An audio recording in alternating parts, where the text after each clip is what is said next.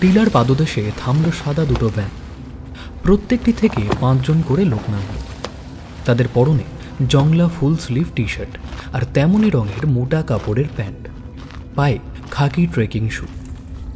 ভারী ব্যাকপ্যাকগুলো গাড়ি থেকে নামানোর পরে ওদেরকে দেখলে যে কেউ ভাববে ক্যাম্পার। অরণ্যের পথে চলেছে অ্যাডভেঞ্চারের নেশায়।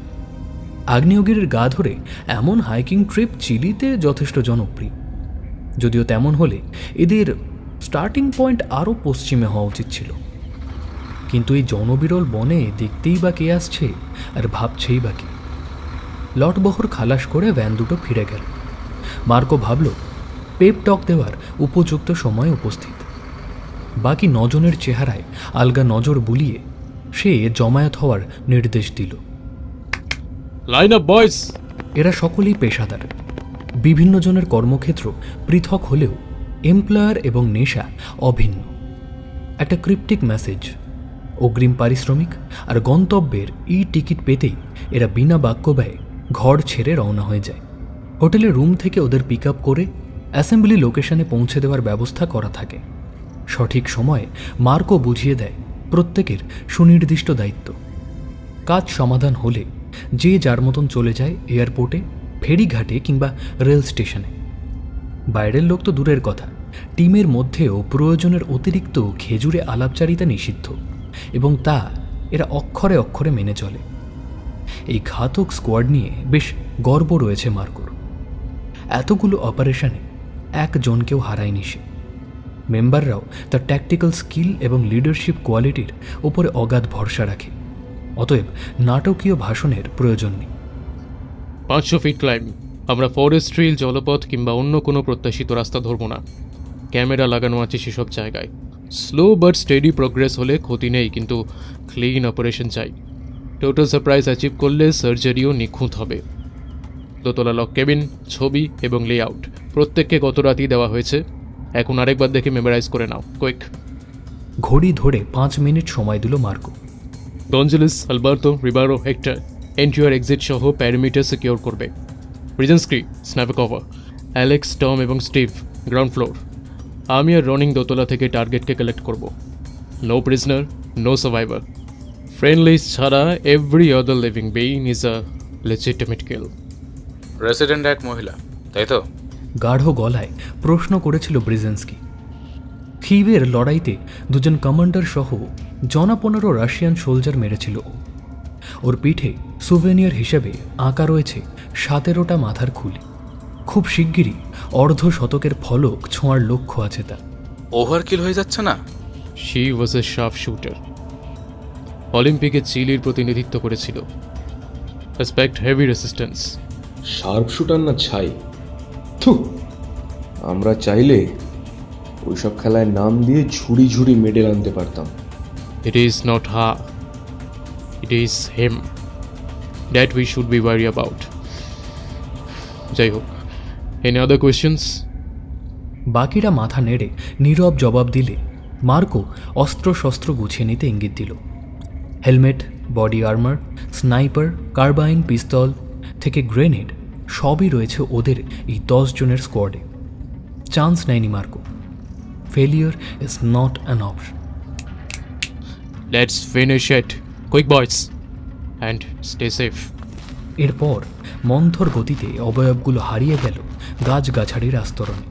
ওদের অন্যান্য ব্ল্যাক অফ মিশনের তুলনায় এটা তো নেহাতি জল ভাত। নমস্কার, কেমন আছেন সবাই? আশা করছি সবাই খুব ভালো আছেন এবং সুস্থ আছেন। আজকে আপনারা শুনবেন লেখক সিদ্ধার্থ পালের কলমে একটি সাই-ফাই অ্যাকশন থ্রিলার গল্প, প্রজেক্ট হিমযুগ। সিদ্ধার্থ পালের জন্ম দক্ষিণ কলকাতায়। পড়াশোনা শুরু নাকতলা হাই স্কুলে, পরে Jodhpur park boy school. Electrical engineering BTech degree অর্জন করেন জলপাইগুড়ি গভর্নমেন্ট ইঞ্জিনিয়ারিং কলেজ থেকে। বর্তমানে তিনি নিউ জার্সিতে আমেরিকায় বসবাস করছেন। ছেলেবেলায় গল্প, প্রীতি আর কল্পনার দুনিয়ার সঙ্গে ভালোবাসা, এর থেকেই লেখালেখি সূচনা। স্কুল কলেজ পেরিয়ে সোশ্যাল মিডিয়ার হাত ধরেই তিনি সাহিত্য জগতে প্রবেশ করেন। তাঁর লেখা রম্য, কল্পবিজ্ঞান ও থ্রিলার ধর্মী গল্প প্রকাশিত হয়েছে একাধিক সংকলনে। এছাড়াও তার 3টি একক বই হিমযুগ, মজারু এবং আলফা ব্লু পাঠক মহলে ইতিমধ্যেই প্রশংসিত হয়েছে। আজকের গল্পটি আমরা নিয়েছি এবারত প্রকাশনী থেকে প্রকাশিত হিমযুগ এই বইটির থেকে। বইটি সংগ্রহ করবার লিঙ্ক দেওয়া থাকবে ডেসক্রিপশন বক্সে, অবশ্যই চেক আউট করতে ভুলবেন না। আজকের গল্প পাঠে এবং গল্পের সূত্রধার আমি সন্তু। তাহলে আর বেশি দেরি না করে শুরু করছি আজকের গল্প। সিদ্ধার্থ পালের কলমে প্রজেক্ট হিমযুগ।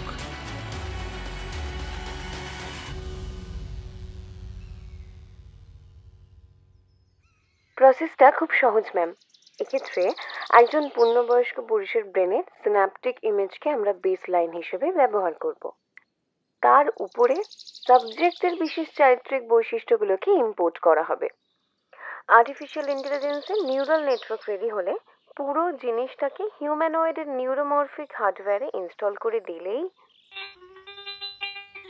জুম কলে সেলস রিপ্রেজেন্টেটিভ মেয়েটির ছবি স্থির হয়ে গেল। বর্তমান সমস্যাটা নিয়ে ডিজাইন আর্টস কোম্পানির কাস্টমার কেয়ারে ভিডিও কল করতে গিয়েছিল মার্টিনা। অনেকদিন পরে অ্যাক্সেস করতে গিয়ে দেখতে পায় পাসওয়ার্ড ভুলে গেছে। রিকভার করবে যে তারও সহজ উপায় নেই, কারণ পার্সোনাল জিমেল অ্যাকাউন্টটাও লকড হয়ে রয়েছে। সে এক মহাঝঞ্ঝা। সমস্যা মিটিয়ে অবশেষে বসতে পেরেছিল ট্যাবলেটটা নিয়ে। কাজের কথার পর নতুন প্রজেক্টের প্রসঙ্গটা তুলতেই ওরা সোজা সেলস ডিপার্টমেন্টের সঙ্গে কন্ট্যাক্ট করিয়ে দিল।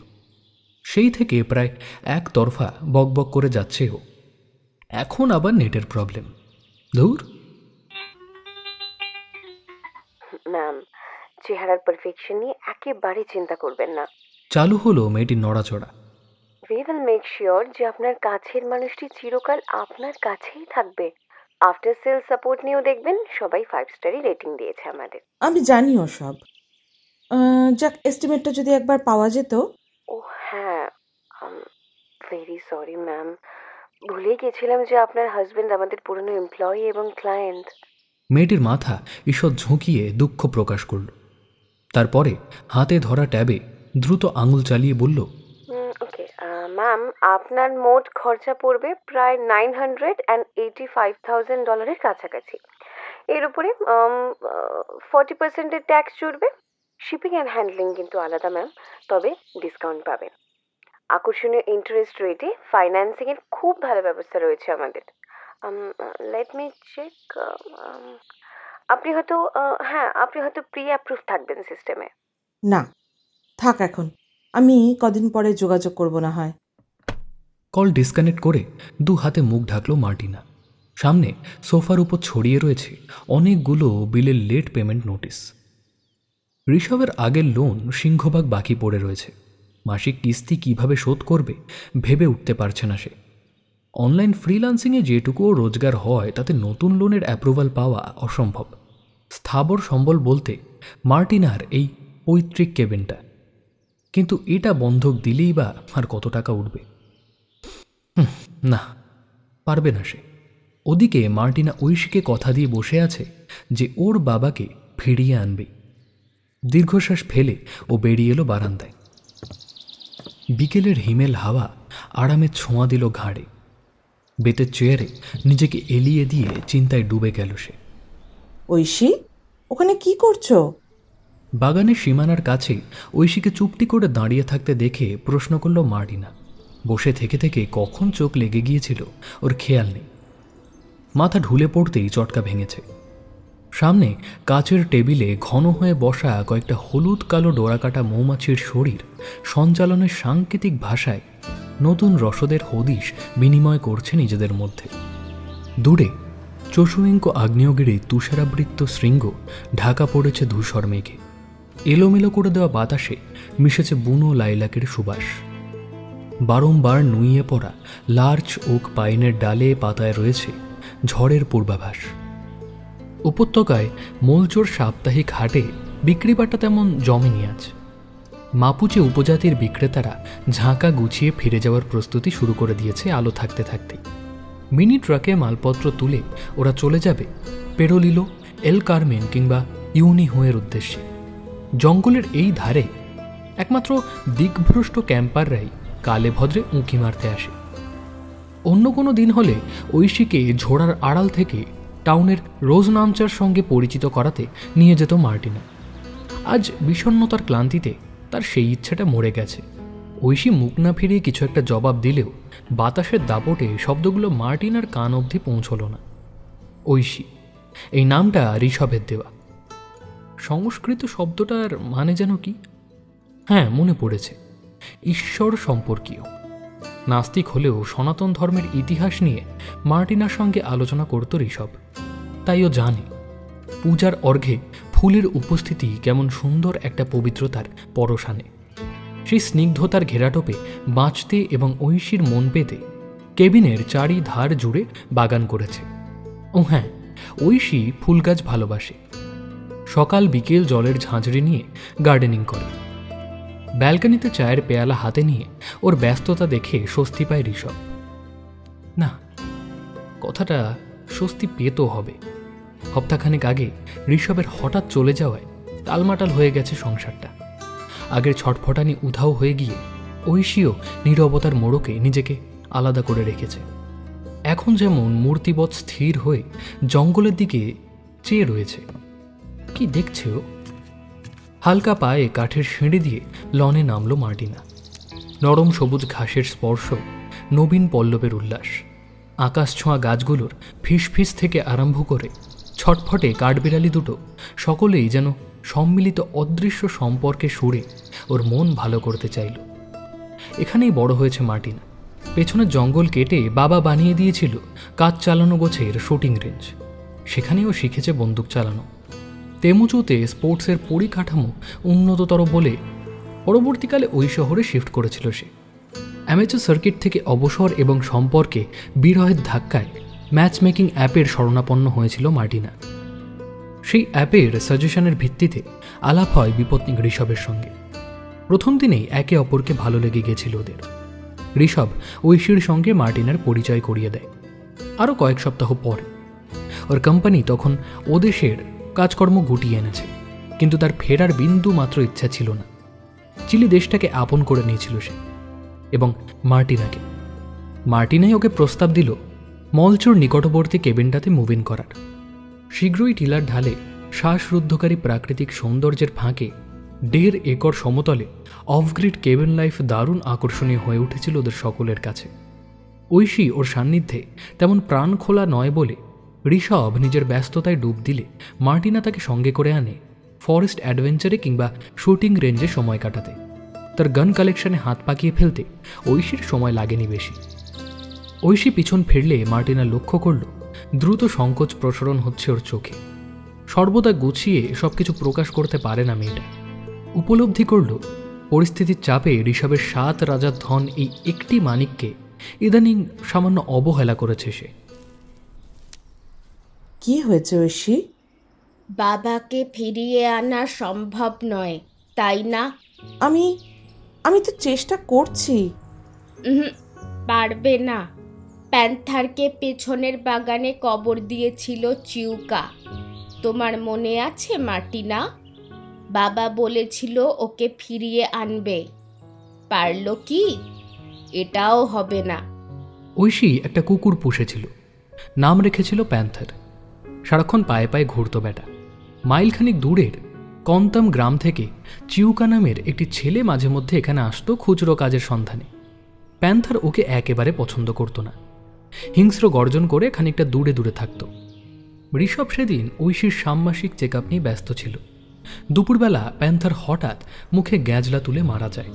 চিউকা কাউকে না জানিয়েই ওকে গোড় দিয়েছিল জঙ্গলে। ঐশী পরে চিউকাকেই দোষী ঠাউরেছিল। চিউকাও বেশ অদ্ভুত, খুব কাজের হলেও প্রয়োজনের অতিরিক্ত ঔৎসুক্য ছিল না তার। যত্রতত্র অকারণে উঁকি ঝুঁকি দেওয়ার স্বভাব ছিল। ঋষভের ঘটনাটার পর থেকে সেও আসা বন্ধ করে দিয়েছে। ল্যাবরেটরিতে আমার যাওয়া বারণ কেন? সোজাসুজি প্রশ্ন করল ঐশী। ও দৃষ্টির প্রখরতায় বুক কাঁপল মার্টিনার। কি উত্তর দেবে সে? দোতলার পশ্চিম প্রান্তে ল্যাবরেটরিটা ঋষভের গবেষণা সম্পর্কিত যাবতীয় কাগজপত্র, পুরনো রসিদ, এমনকি সিকিউরিটি সিস্টেমের মনিটরগুলো সবই রয়েছে। আছে হিমও। মুশকিল হলো দরকারি অদরকারি ঝাড়াই বাছাই করে জিনিসপত্র সরিয়ে বাইরের বসার ঘরে নিয়ে আসারই ইচ্ছে বা ক্ষমতা দুটোই মার্টিনার নেই। আবার হিমকে এক ফোঁটা বিশ্বাস করে না সে। ঋষভের কিংভূত প্রজেক্টটাকে মার্টিনা কোনো কালে মন খুলে সমর্থন করেনি। এখনও ঐশীকে হিমের নাগালের বাইরেই রাখতে প্রাণপণ চেষ্টা করে। নিতান্ত প্রয়োজন না হলে সে নিজেও ঢোকে না ঘরটায়, সবসময় লক করে রাখে। কিন্তু এতে ঐশীর কৌতূহল বেড়েছে বই কমেনি। মার্টিনার ধারণা ঐশীর কাছে হয়তো ডুপ্লিকেট চাবিও থাকতে পারে। এমনভাবে গুছিয়ে রাখা ফাইলগুলো পরে অনেক দিনই অন্যভাবে সাজানো অবস্থায় পেয়েছে সে। আমি চাই না তুমি ও ঘরে যাও। হিম তোমায় ম্যানিপুলেট করতে পারে। আমায় একটু সময় দাও, সবকিছু আবার আগের মতন হয়ে যাবে। বাবা খুন হয়ে গেল আর তুমি সব আগের মতো চাইছো? ওর ঠোঁটের কোণটা একটু বাঁকলো না? তার মানে অভিব্যক্তিতে বিদ্রুপ বোঝাতে চাইল কি? এই ব্যাপারটা প্রথমবার লক্ষ্য করল সে। ঐশীর কিছু পরিবর্তন এমন আচমকা হয়েছে যে ও বুঝতে পারছে না কিভাবে সামলাবে। ডিজাইন আর্টসের টেক সাপোর্ট ছেলেটা বলেছিল ফ্যাক্টরি রিসেট করতে। তেমন কিছু কি তাহলে চেষ্টা করবে করার মার্টিনা? তাহলে আরও ক্ষতি হবে না তো? সে রন্ধ্রে রন্ধ্রে অনুভব করল ঋষভের অনুপস্থিতি। ঐশীও তাকে মিস করছে নিশ্চয়ই। প্রতি রাতে ঘুমোতে যাওয়ার আগে বাবার সঙ্গে চুটিয়ে গল্প করার অভ্যেস ছিল তার। ঋষভ গ্রহ নক্ষত্রদের কথা বলতো, কখনো কাহিনীর নৌকা নেমে আসতো পৃথিবীতে। পুরাণ, উপকথা, ইতিহাস এবং কল্পনার অফুরান জাল বুনতে বুনতে ওর খেয়ালই থাকতো না ঐশী কখন চোখ বুজে ফেলেছে। অ্যাকাউন্ট অ্যাক্সেস সম্পর্কিত ঝামেলায় ব্যতিব্যস্ত ছিল ঋষভ সেদিন। ব্যাংক অফ দ্য চিলির ম্যানেজারের সঙ্গে ফোনে কয়েক প্রস্থ চেল্লামিল্লি করার পরে বিকেলে বাগানে গিয়ে গুম হয়ে বসেছিল। পরের সপ্তাহে ভ্যালডেভিয়ায় ব্যাংকের হেড অফিসে সশরীরে হাজিরা দিয়ে মজা দেখাবে নাকি ম্যানেজারটাকে। চিউকা চা স্ন্যাক্স দিয়ে আসতে মাথা ঠান্ডা হয়েছিল তার। কিচেনের জানলা দিয়ে ওর লম্ফ ঝম্প দেখে মনে হাসছিল মার্টিনা। লোকটা আস্ত পাগল, তবে নুড়িপথ ধরে কেবিনের দিকে যখনও ফিরে আসছিল তখন কেন জানে না ঋষভকে ট্র্যাজিক হিরোর মতন মনে হচ্ছিল মার্টিনা। সূর্যের সোনালি আলো মেঘের চাদরের ফাঁক গলে নাটকের অন্তিম দৃশ্যে যেমন হয় তেমনভাবে ওর গায়ে এসে পড়েছিল। ঝোড়ো বাতাসে অগোছালো হয়েছিল চুল। মার্টিনার ভীষণ ইচ্ছে করছিল ওকে জড়িয়ে বুকে মাথা রাখতে। সোহাগ ভোরে সফেন উইলি ফুলের থোকা খোঁপায় গুজে দিতে আবদার করে, কিন্তু সেসব কিছুই করা হয়ে ওঠেনি। মার্টিনা কোনো কথা বলার আগেই বমি করতে করতে চৌকাঠে হুমড়ি খেয়ে পড়ল ঋষভ। আর চোখ খোলেনি সে। হাসপাতালে পৌঁছানোর অনেক আগে শেষ হয়ে গেল লড়াই। কেউ ওকে মারেনি ঐশী, ডাক্তার বলছেন হার্ট অ্যাটাক। অন্যদিকে মুখ ঘুরিয়ে কান্না চেপে বলল মার্টিনা। নিজেকেই যেন বোঝাতে চাইছে সে।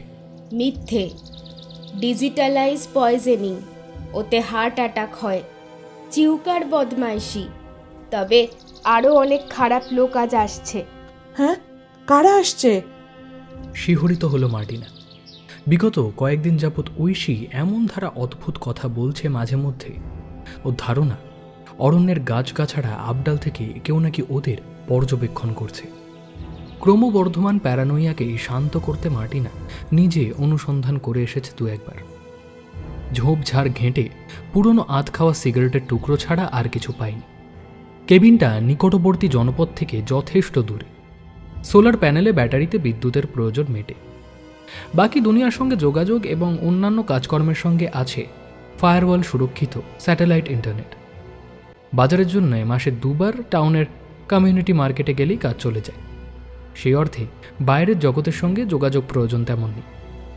এমত অবস্থায় কোনো আগন্তুক সত্যি সত্যি এত দূরে উঁকি ঝুঁকি মারতে এলে তার উদ্দেশ্যে মহৎ হওয়ার সম্ভাবনা কম।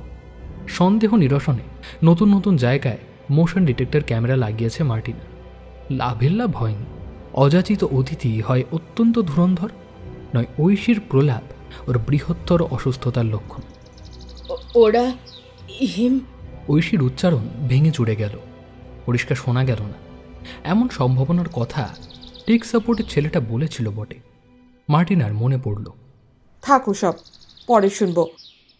তোমার একটা কিছু সমস্যা হচ্ছে ঐশী, সেটাকে ঠিক করতে হবে আমাদের। আমার সেন্সারি অর্গ্যানগুলো ওভারওয়েলমড হয়ে যাচ্ছে অতি দ্রুত। সেই সঙ্গে নিম্নমুখী হচ্ছে ইনফরমেশন প্রসেসিংয়ের ক্ষমতা।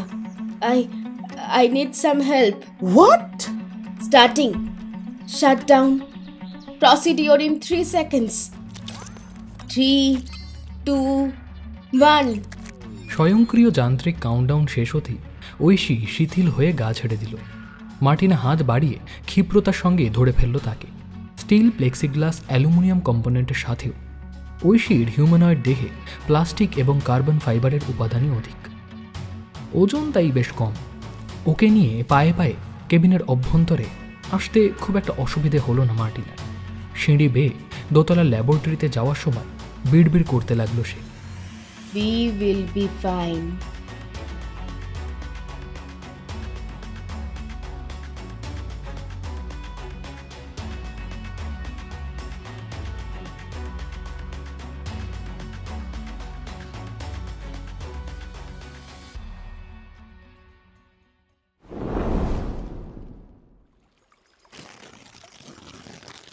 বডিটা কি এখানটাতে পড়েছিল নাকি? ফয়েলে জড়ানো স্যান্ডউইচে একটা বড় সড়ো কামড় দিয়ে জিজ্ঞাসা করল অ্যালানসো। খেতে খেতে কথা বলার ওর বদ অভ্যেসটা সহজে যাওয়ার নয়। রুটি, স্যালাড কিংবা মাংসের টুকরো মুখ থেকে ছিটকাতে থাকে। গ্যাব্রিয়েলা এই নিয়ে কম বকাবকি করে না তাকে। অসভ্য, ম্যানারলেস ইত্যাদি নানাবিধ বিশেষণ জুটে যায় ফ্রি ফোকটে। তবে গা শোয়া হয়ে গেছে তার। বাড়িতে যেটুকু সময় কাটায় ঘাপটি মেরে নির্জীবের মতন পড়ে থাকে। প্রত্যুত্তর না পেয়ে আরও তেলেবেগুনে জ্বলে ওঠা গ্যাব্রিয়েলার রাগ তখন গিয়ে পড়ে নিরীহ হোসের পিঠে। পড়াশোনা করুক বা না করুক, তার বড়াতে 2-3 ঘা জুটবেই। অ্যালানসোর বউটা আগে এমন ছিল না। বেশ ভাব ভালোবাসা ছিল দুজনের মধ্যে। আসলে হোসে জন্মানোর পর থেকে নানা রকম রোগ ব্যাধি বাসা বেঁধেছে গ্যাব্রিয়েলার শরীরে। সেই সঙ্গে মেজাজটাও হয়ে গেছে খিটখিটে। অবশ্য এটা কোনো অজুহাত হতে পারে না। রোগ কি অ্যালানসোর নিজেরও কম? ঘাড়ের কাছে ফোলাটায় হাত বোলালো সে। ইচ্ছা বায়োপসি করাতে যাওয়ার কথা ছিল আজ, আর সে কিনা এক্কেবারে ভুলে মেরে দিয়েছে। বিরক্তিতে বাম হাতে ধরা বিয়ারের ক্যানে লম্বা চুমুক দিল অ্যালানসো। হ্যাঁ, শরীরের ঊর্ধ্বাংশ পাথুরে ডাঙায়, কোমর থেকে বাকিটা জলে। সম্মুখের প্রবাহটা চওড়া সরু হলেও জলের তেজ ভালোই। আঁকাবাঁকা পাহাড়ি খাত বেয়ে সান পেদ্রোর নদীতে গিয়ে মিশেছে এমন অনেক জলের ধারা। শীতে আর গ্রীষ্মে শুকিয়ে গেলেও বর্ষায় এরা ফুলে ফেপে ওঠে। এই মুহূর্তে ওরা যেখানে দাঁড়িয়ে রয়েছে সেই জায়গাটা পুরোটাই তখন জলের তলায় থাকে। দিয়েগো উবু হয়ে বসল। চিমটে দিয়ে পাথরের খাঁজ থেকে কিছু একটা তুলে প্লাস্টিকের এভিডেন্স ব্যাগে রাখল। এসব তুচ্ছ কাজ তাকেই করতে হয়। সিনিয়র অফিসার অ্যালানসো খাওয়া দাওয়া থেকে বিরতি নিলে তবে না তদন্তের কথা ভাববে। ওটা আবার কি তুললে? হে, একটা পোকা, হলুদ কালো ডোরাকাটা রয়েছে গায়ে। অনেকটা মৌমাছির মতো দেখতে, কিন্তু তুলনায় আকারে বড়। মৃতের গায়ে এরকম বেশ কয়েকটা ডেড ইনসেক্ট পাওয়া গেছে। রিপোর্টে কজ অফ ডেথ কি বলেছে? অ্যাকিউট অ্যানাফিল্যাক্সিস, মানে মৌমাছি, বোলতা এই টাইপের পতঙ্গের হুল ফোটানোতে অ্যালার্জিক রিয়াকশন হয়, যাকে বলে ব্রঙ্কোস্পাজম। বুঝেছি বুঝেছি। অ্যামেলিয়ারও তো একই। তবে ওকে যে ইনসেক্টসগুলো অ্যাটাক করেছিল তার স্যাম্পল আমি পাইনি। ডাক্তার মৌমাছি বললেও আমার বিশ্বাস হয় না। আর অত রাতে পার্কেই বা যাবে কেন? বাদ দাও। এই ছোকরা কে ছিল সেটা আইডেন্টিফাই করা গেছে? খোলা আকাশের নিচে পড়ে থাকায় বডিতে পচন শুরু হয়ে গেছিল। তাছাড়াও বিষক্রিয়ার কারণে ডিফর্মিটিও এসেছিল। এখনও সঠিকভাবে শনাক্তকরণ হয়নি। মিসিং রিপোর্ট মিলিয়ে দেখছি চিউকা নামের একটা ছেলেকে কদিন হলো নিখোঁজ বলে তার গ্রামের প্রধান পুলিশ স্টেশনে ডায়েরি লেখাতে এসেছিল। চিউকা মানে ট্রাইবাল ছেলে? ওর পিছনে সময় নষ্ট করে লাভ নেই। ছেঁচড়ের দল ওরা, নিঘাত চুরি চামারি করে ব্যাপারটা হয়েছে। সে হতেই পারে, কিন্তু মিসিং রিপোর্ট যখন লেখা হয়েছে তখন ওই দিকটাও মিলিয়ে দেখা কর্তব্য বই কি। বেটা এত দূরে জঙ্গলের মধ্যে কি করতে আসবে, তাও আবার একলা একলা? গরিব গুরব লোক হলে এই কাছের শহরে কাজের সন্ধানে যাওয়া উচিত। ছেলেটা নাকি কাছাকাছি একটা ফরেস্ট কেবিনে খুচরো কাজকর্ম করত। পয়সা করেই খারাপ পেত না, বরং বলা যেতে পারে লাস্ট 1 মাসে চিউকার দোকানদারি চোখে পড়ার মতো হয়েছিল। গ্রামে কানাঘুষো আরম্ভ হয়েছিল যে হয়তো খারাপ সঙ্গে পড়েছে ও। কেবিনটা কার সে খবর নিয়েছো? হ্যাঁ, মার্টিনা কাস্তিলো ন্যাশনাল লেভেলে নামকরা শুটার ছিল এক সময়। জঙ্গলে মৃগয়া ভবনে একলা নারী, অবিবাহিত নাকি?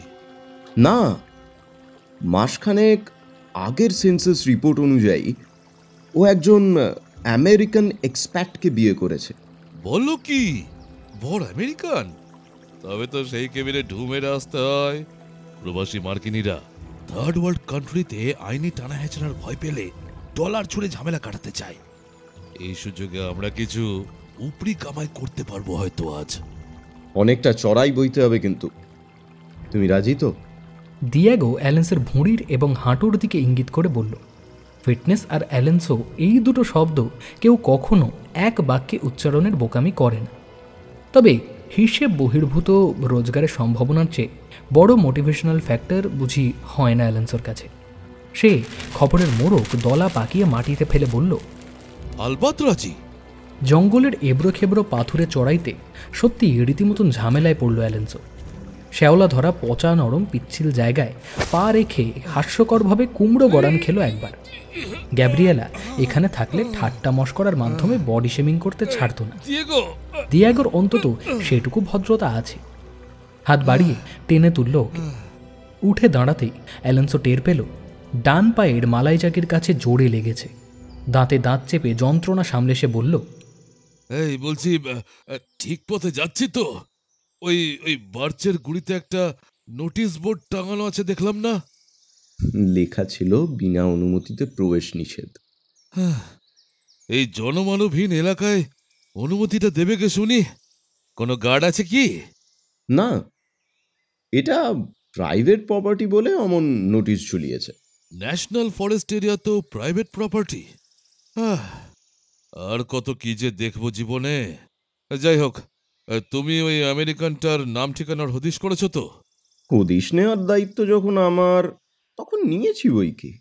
হালকা ব্যঙ্গের সুরে বলল ডিয়াগো। কাজ করতে অ্যালেন্সো দৃষ্টিকটু রকমের অনীহা। এই কেসটা ক্লোজ করার জন্য উদ্গ্রীব হয়ে উঠেছিল সেই কবে থেকে। নেহাত ডিয়াগো একার উদ্যোগে লেগেছিল বলে অবশেষে গতন নাড়াতে রাজি হয়েছে সে। ডিয়াগোর উপায় কি? ছোট শহরের পুলিশ ডিপার্টমেন্টে 3 জন মাত্র লোক। ওরা 2 জন টহলে বেরোলে সবচেয়ে জুনিয়র ছেলেটা থানা সামলায়। পছন্দ না হলেও সঙ্গী বদলের উপায় বিশেষ নেই তাই। ভদ্রলোকের নাম ডক্টর ঋষভ মৈত্র। উনি MITর গবেষক এবং অধ্যাপক ছিলেন। বছরখানেক আগে সেই চাকরি ছেড়ে একটা প্রাইভেট কোম্পানির হয়ে চিলিতে আসেন। এখানেই মার্টিনার সঙ্গে আলাপ এবং বিয়ে। বয়স কত? প্রাইভেট চাকরি মানে পয়সা ভালোই থাকবে। ইমিগ্রেশনের সময় ওর বয়স 45 ছিল। লোকটা গত মাসের 17 তারিখে নিজের বাড়িতে হৃদযন্ত্রের বিকলতার কারণে মারা গেছে। হোয়াট?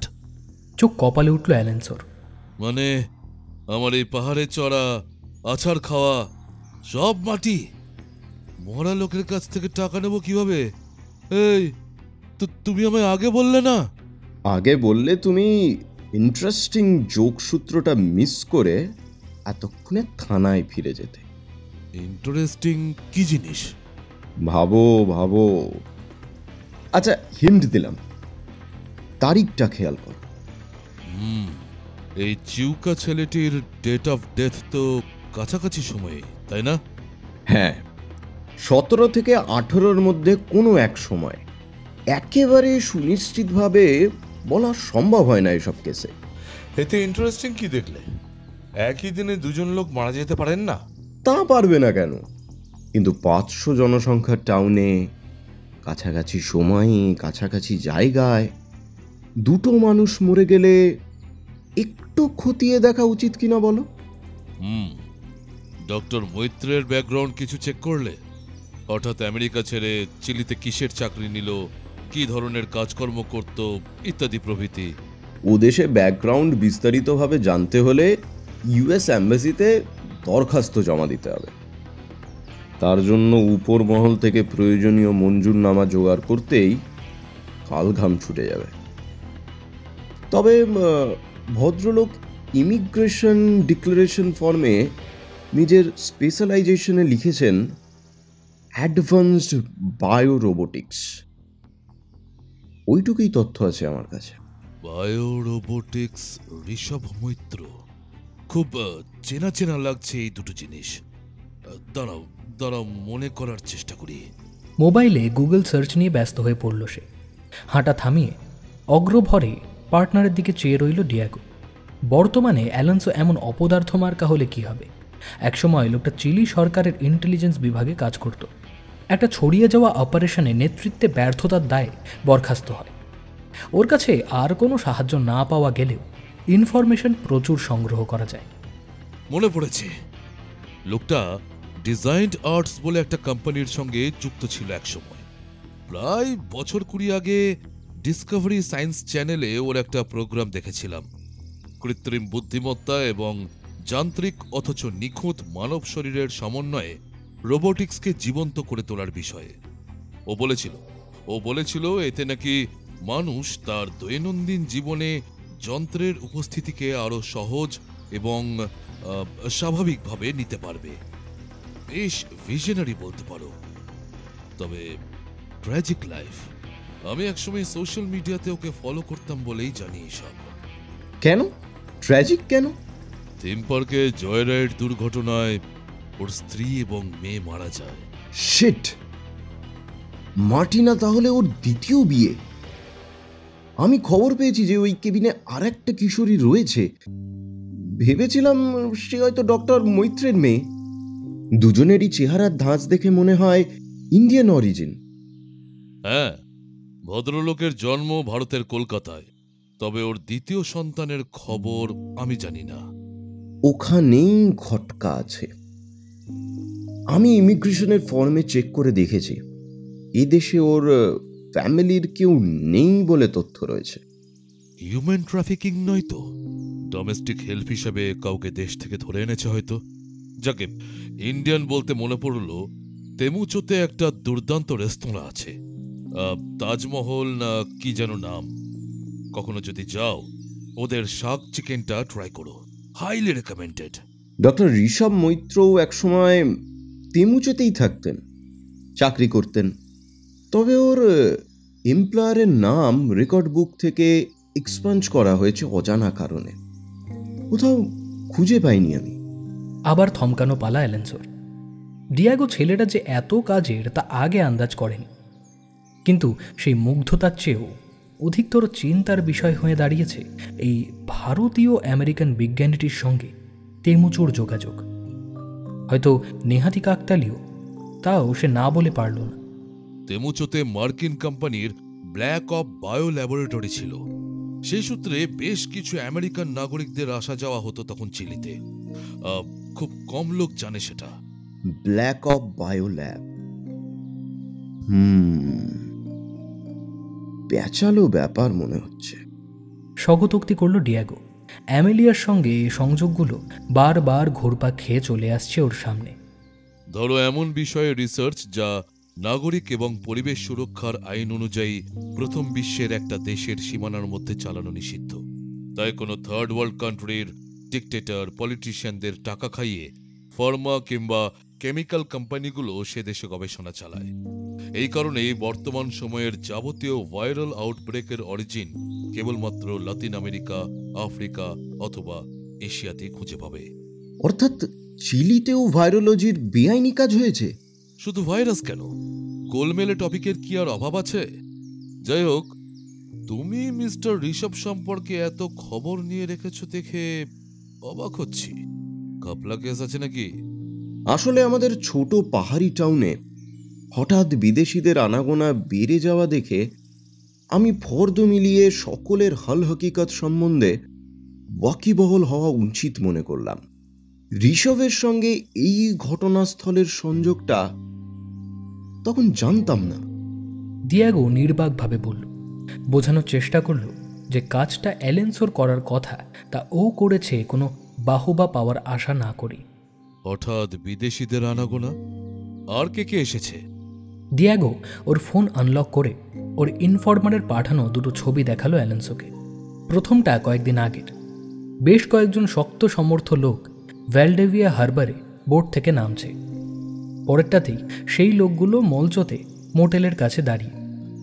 ওদের হিমশীতল অভিব্যক্তির অস্বাভাবিকতা অ্যালেন্সোর অভিজ্ঞ চোখকে ফাঁকি দিতে পারল না। এরা এখানে ছুটি কাটাতে যে আসেনি তার বলার অপেক্ষা রাখে না। বড়সড় ক্যাচালে জড়াতে যাচ্ছে না তো তারা। মুহূর্তের দোনামোনা উপেক্ষা করে পুনরায় চড়াই ভাঙা আরম্ভ করল সে। সঙ্গে চলল ডিয়াগো। আচ্ছা, ওই ডিজাইনড আর্টস নিয়ে বলেছিলে তুমি, বেশ নামকরা কোম্পানি। তা ওদের প্রোডাক্ট কোনোদিন চাক্ষুষ করেছো? ওসব বড় লোকদের শখ ভাই। কেউ মারা গেলে তার হুবহু রোবোটিক প্রতিরূপ বানিয়ে দেয় ওরা পয়সা ফেললে। আর্টিফিশিয়াল ইন্টেলিজেন্স মৃত ব্যক্তির পুরনো ভিডিও দেখে, অডিও শুনে, হাঁটা চলা, কথা বলার ধরন এই সব নকল করবে। কিন্তু ওই যান্ত্রিক ব্যাপারটা কিছুতেই চায় না। কৃত্রিম মগজ তো আর আসল মগজের স্বাভাবিক আনপ্রেডিক্টেবল কাজকর্ম, ইমোশন, এক্সপ্রেশনকে ফিরিয়ে দিতে পারে না। টাকা খরচ অনেকেই করছে বটে, কিন্তু প্রোডাক্ট নিয়ে কজন সুখী তা বলা মুশকিল। আমার মতে যে চলে গেছে তাকে সম্মানের সঙ্গে বিদায় জানিয়ে এগিয়ে চলাই হলো জীবনের প্রকৃত গতিশীলতার পরিচয়। কাল যদি আমার কিছু হয়, আমি কিছুতেই চাইব না যে পোজে একটা পুতুলকে বাবা ভেবে সময় কাটাক। দার্শনিক অ্যালেন্সোর অবস্থা এদিকে বেশ শোচনীয়। পায়ে চাপ পড়লেই ভয়ানক যন্ত্রণা হচ্ছে। খুঁড়িয়ে খুঁড়িয়ে চলছে কোনো মতে। ধূপ করে সে বসে পড়বে তারও উপায় নেই। এই আল পথে গাড়ি চলেও না। ওকে বহন করার ক্ষমতা ডিয়াগোর নেই। ওপরে বা নিচে যেদিকেই যাক না কেন, অ্যালেন্সোকে নিজের ভরসাতেই যা করার করতে হবে। সুতরাং এতটা এসে ফিরে যাওয়ার চেয়ে ওই কেবিনে বসে খানিকক্ষণ বিশ্রাম নিলে হয়তো কষ্ট খানিক লাঘব হবে। হাঁপাতে হাঁপাতে জিজ্ঞেস করল, ওহে, আর কতটা পথ বাকি? এই এসে গেছি।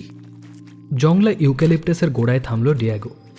ইশারায় ফুটখানিক দূরের পাইন গাছটাতে কিছু একটা দেখালো। অ্যালেন্সো মনোযোগী পর্যবেক্ষণের পর বুঝল যে ওটা একটি সিকিউরিটি ক্যামেরা। জঙ্গলের মাঝে একলা থাকলে সতর্কতার আয়োজন স্বাভাবিক। তাও কেউ ওদেরকে ঘরে বসেই ট্র্যাক করতে পারে ভেবে ওর বুক দুরু দুরু করে উঠল। স্মাগলারদের ডেরা নয় তো? কোমরে গোঁজা পিস্তলটা ছুঁয়ে সাহস বাড়ালো সে। বাড়ির পিছনে শুটিং রেঞ্জও রয়েছে দেখছি। ফুল ফোটানো তদন্ত করতে এখানে আসার দরকার কি ছিল? মনে মনে বিরক্ত হলো অ্যালেন্সো। ডিয়াগো নির্ঘাত আগেভাগে ভেবে রেখেছিল এই কেবিনটায় খানা তল্লাশি করবে। চিউকার কেসটা ক্লোজ করতে না দিয়ে তাকে এখানে ঢাল হিসেবে টেনে এনেছে। আমেরিকান এক্সপার্টরা জঙ্গলে গুলি চালাক, নাচুক, মরুক, তাতে মলচ পুলিশের ডিপার্টমেন্টের কী যায় আসে? ওসব অ্যাডভেঞ্চারের দিন অ্যালেন্সো বহুকাল আগেই পেরিয়ে এসেছে। কথাবার্তার মাঝে ওরা দুজনেই ক্রমাগত হাত নাড়িয়ে ভন ভন করতে থাকা পোকা তাড়াচ্ছিল। বেশ কিছুক্ষণ হলো বিরক্ত করছে এগুলো। অ্যালেন্সো বার কয়েক শূন্যে থাবা মারার ঐকান্তিক প্রচেষ্টার পরে অভীষ্ট লক্ষ্যে সফল হলো। হাতের চেটো ডিয়াগোর উদ্দেশ্যে এগিয়ে দিয়ে বলল, পেয়েছে একটাকে বাগে। সাবধান, ধারে কাছে এদের হাইভ থাকতে পারে। এরাই কিন্তু চিউকার ভবলীলার সাঙ্গ করেছিল। হলুদ কালো ডোরাকাটা পোকাটাকে দেখে বলল ডিয়াগো, ফুল ফল ছেড়ে আমাদের মাথার কাছে ঘুরঘুর করছে কেন? কে জানে, আমার তো এই জঙ্গলটাকেই বড় রহস্যময় লাগছে। কেমন যেন নিষ্প্রাণ ভাব, পাকপাখালির চিহ্ন পর্যন্ত নেই। যাই হোক, আমরা এসে গেছি। ডিয়াগো ডালপালার ফাঁক দিয়ে বাগান ঘেরা বাংলোটাকে দেখালো। কাঠের দোতলা কেবিন। একতলার বাম দিকে টিংটোরিয়ান ঘন ঝোপের পাশে রয়েছে রেলিং দেওয়া বারান্দা, আর ডান দিকে মাঝারি আকারের স্টোররুম। ছাদের ঢাল জুড়ে সোলার প্যানেল বসানো। তাছাড়া ডিশ অ্যান্টেনার খুঁটি পোতা আছে বাড়ির একধারে। শহরের ইলেকট্রিক লাইন এ পর্যন্ত আসেনি। স্টোররুমের ভেতর থেকে মৃদু যান্ত্রিক গুঞ্জন কানে আসছে। ওটা সম্ভবত জেনারেটর। পাহাড়ি এলাকায় সূর্য প্রতিদিন সমান তেজে ওঠে না, তাই সৌরশক্তির বিকল্প ব্যবস্থা হিসেবে রয়েছে নিশ্চয়ই। ঝুঁকে মন্থর গতিতে অগ্রসর হতে হতে অ্যালেন্সো জানতে চাইল, লোকজন কোথায় হে? ঠোঁটে আঙুল দিল ডিয়াগো। বীজ গাছের ছায়ায় প্রায় অন্ধকার এক ফালি বারান্দার দরজা খোলা রয়েছে। অঘটন কিছু ঘটেনি তো? উদ্যত আগ্নেয়াস্ত্র হাতে সে ধীর পায়ে এগিয়ে গেল বারান্দায় ওঠার কাঠের সিঁড়িটার অভিমুখে।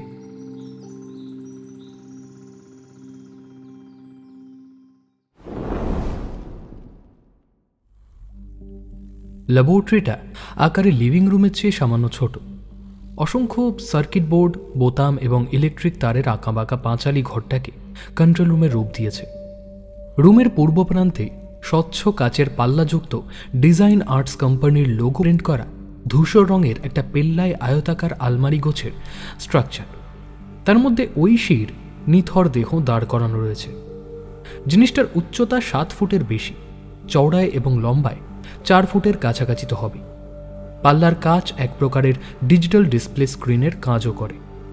ওতে দেখা যায় উষ্ণতা, আর্দ্রতা এবং কাজের শতকরা কত ভাগ সম্পন্ন হয়েছে তার পরিমাপ। রকমারি পরিবর্তনশীল আভা খেলছে ঐশীর শরীরে। ফরম্যাটিং প্রসেসের অদ্ভুত একটা কর্কশ শব্দ আসছে যন্ত্র থেকে। লেজার প্রিন্টারে ছবি ছাপার সময় অনেকটা এই ধরনের আওয়াজ হয়। দক্ষিণ দেওয়াল ঘেঁষা টেবিলে পাতা আছে 4টি বড় মনিটর। তাতে একটাতে দেখা যাচ্ছে সিকিউরিটি ক্যামেরার লাইভ ভিডিও। খানিক পরপর পরিবর্তিত হচ্ছে ফিড। বাকিগুলোতে বিবিধ টেকনিক্যাল প্যারামিটারের বর্তমান স্থিতি এবং লেখাচিত্র ফুটে উঠেছে। মার্টিনা যে টেবিলের সামনে বসে, তাতে কালো বর্গাকার বেসের উপর রাখা আছে 1 ফুট ব্যাসের নিটোল কালো একটা গোলক। গোলকের বেস থেকে high performance fibre optic cable এর গোছা পাইপের ভেতর দিয়ে যুক্ত হয়েছে কেবিনের বিভিন্ন ইনফ্রাস্ট্রাকচারের সঙ্গে। কোনোটাই জুড়েছে স্যাটেলাইটের ইন্টারনেট পরিষেবা, আবার কোনোটায় এনার্জি সোর্স। সবচেয়ে মোটা পাইপটাই চলে গিয়েছে নিচের তলায় স্টোর রুমে। অনেকটা অ্যামাজন ইকো ডটের মতন দেখতে গোলকটার একটা বাহারি নামও আছে, হিম। ওর সম্পর্কে মার্টিনা ঋষভের কাছে অল্প বিস্তর শুনেছিল। ইদানিং এই ঘরে কাগজপাতি, কম্পিউটারের ফাইল ঘেঁটে জেনেছে আরও সামান্য কিছু। হাইপার ইন্টেলিজেন্স মাইন্ড তথা হিম হলো আর্টিফিশিয়াল সুপার ইন্টেলিজেন্স, ঋষভের পেট প্রজেক্ট। হিমের আপাত নিস্তরঙ্গ ত্বকের অভ্যন্তরে রয়েছে অগন্তি ন্যানো ফলিউডিক স্টিলস, অত্যন্ত পাতলা দুটো গ্রাফিন শিটের মাঝখানে 2 বা 3 মলিকিউল চওড়া জলের স্তর, যা ভোল্টেজ গেডেড আয়ন চ্যানেল তৈরির মাধ্যমে এক প্রকারে সিনথেটিক নিউরন হিসেবে কাজ করে। এই কৃত্রিম নিউরাল নেটওয়ার্ক ধরে চার্জড পার্টিকেল আদান প্রদানের দ্বারা হিউম্যান ব্রেনের কাজকর্মের একাধারে অনুকরণ এবং কল্পনাতীত মাত্রায় পরিবর্ধন করা হয়েছে। অবিশ্বাস্য পরিমাণ কম এনার্জি ব্যয় করে হিম ধরে রাখে স্মৃতি, ভাবে, কল্পনা করে, স্বপ্ন দেখে আর প্রতিনিয়ত শেখে, নিজেকে আরও উন্নত করে গড়ে তোলে।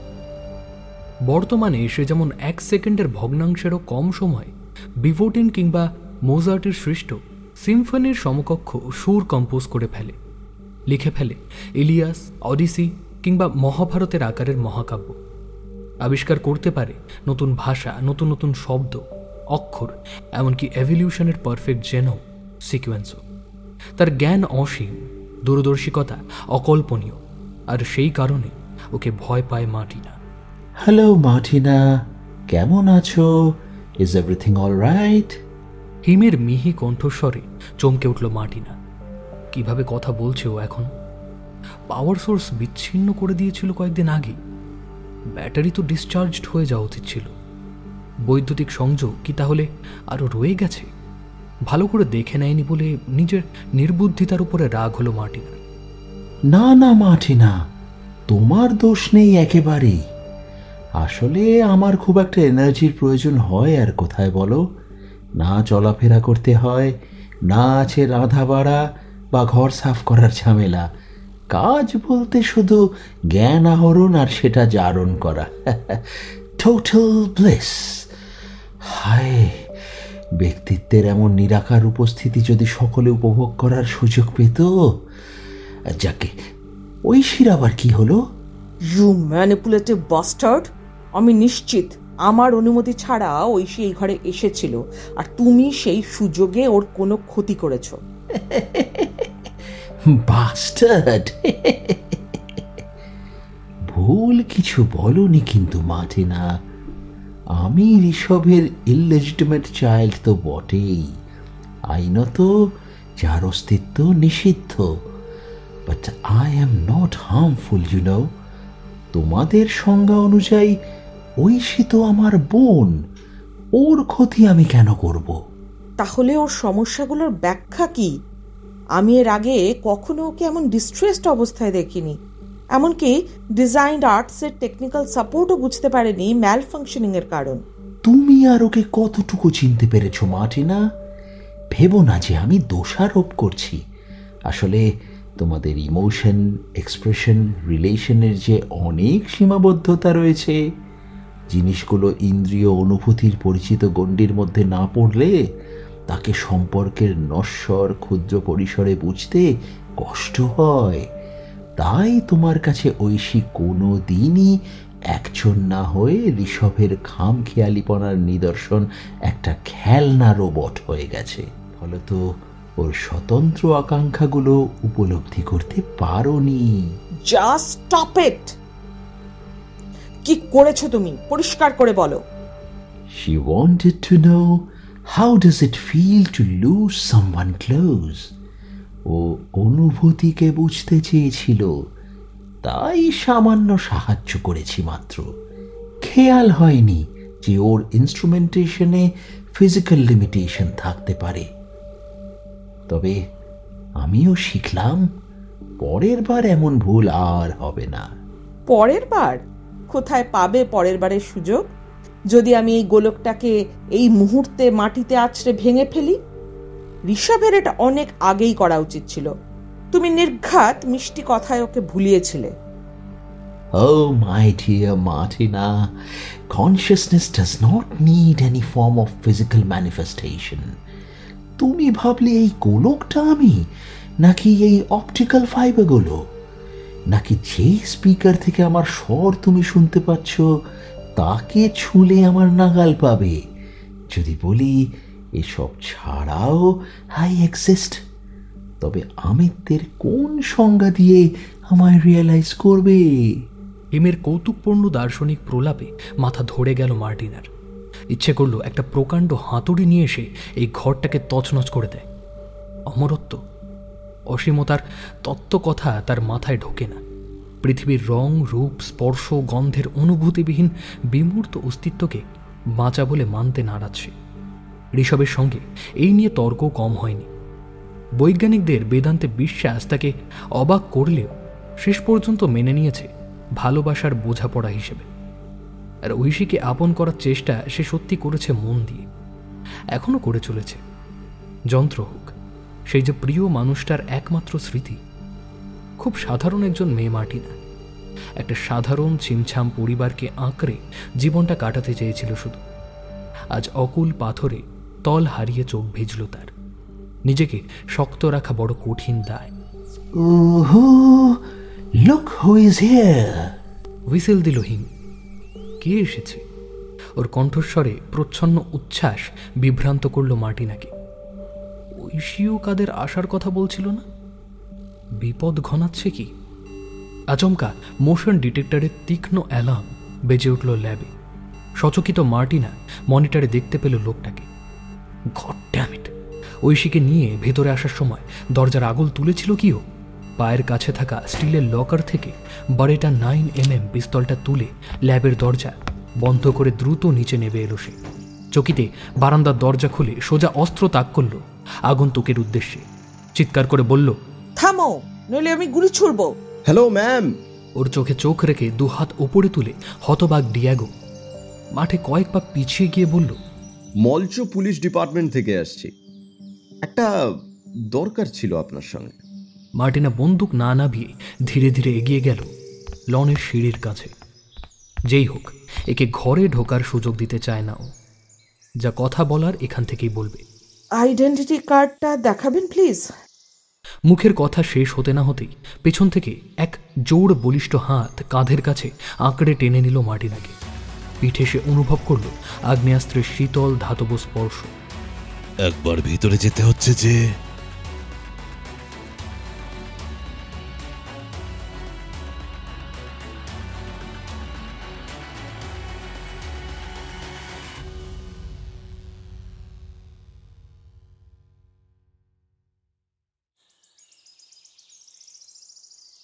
সরি, আপনি ওয়ারেন্ট ছাড়া সার্চ করতে পারেন না।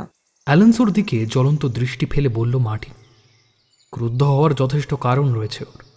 অ্যালেন্সো ইতিমধ্যেই গোটা বাড়ি লণ্ডভণ্ড করে ফেলেছে।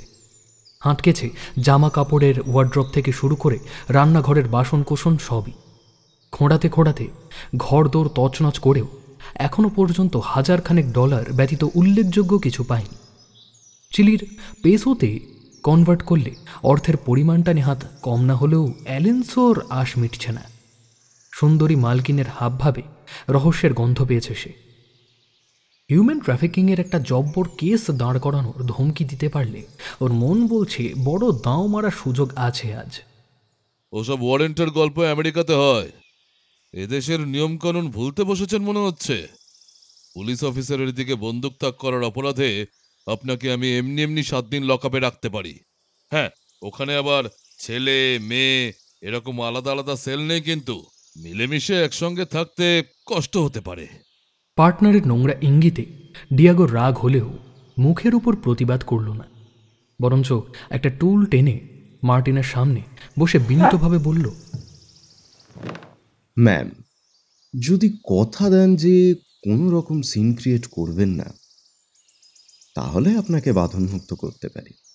মেঝেতে হাঁটু মুড়ে বসা মার্টিনের হাত পিছমোড়া করে বাঁধা ছিল জিপ টাই দিয়ে। মাথা নেড়ে ও সম্মতি জানাতে ডিয়াগো ছুরি দিয়ে জিপ টাইটা কেটে দিল।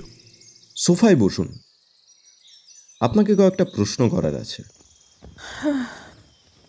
বলুন, কি জানতে চান? চিউকা বলে কাউকে আপনি চেনেন? 25-26 বছর বয়সে ট্রাইবাল ছেলের কথা বলছেন কি?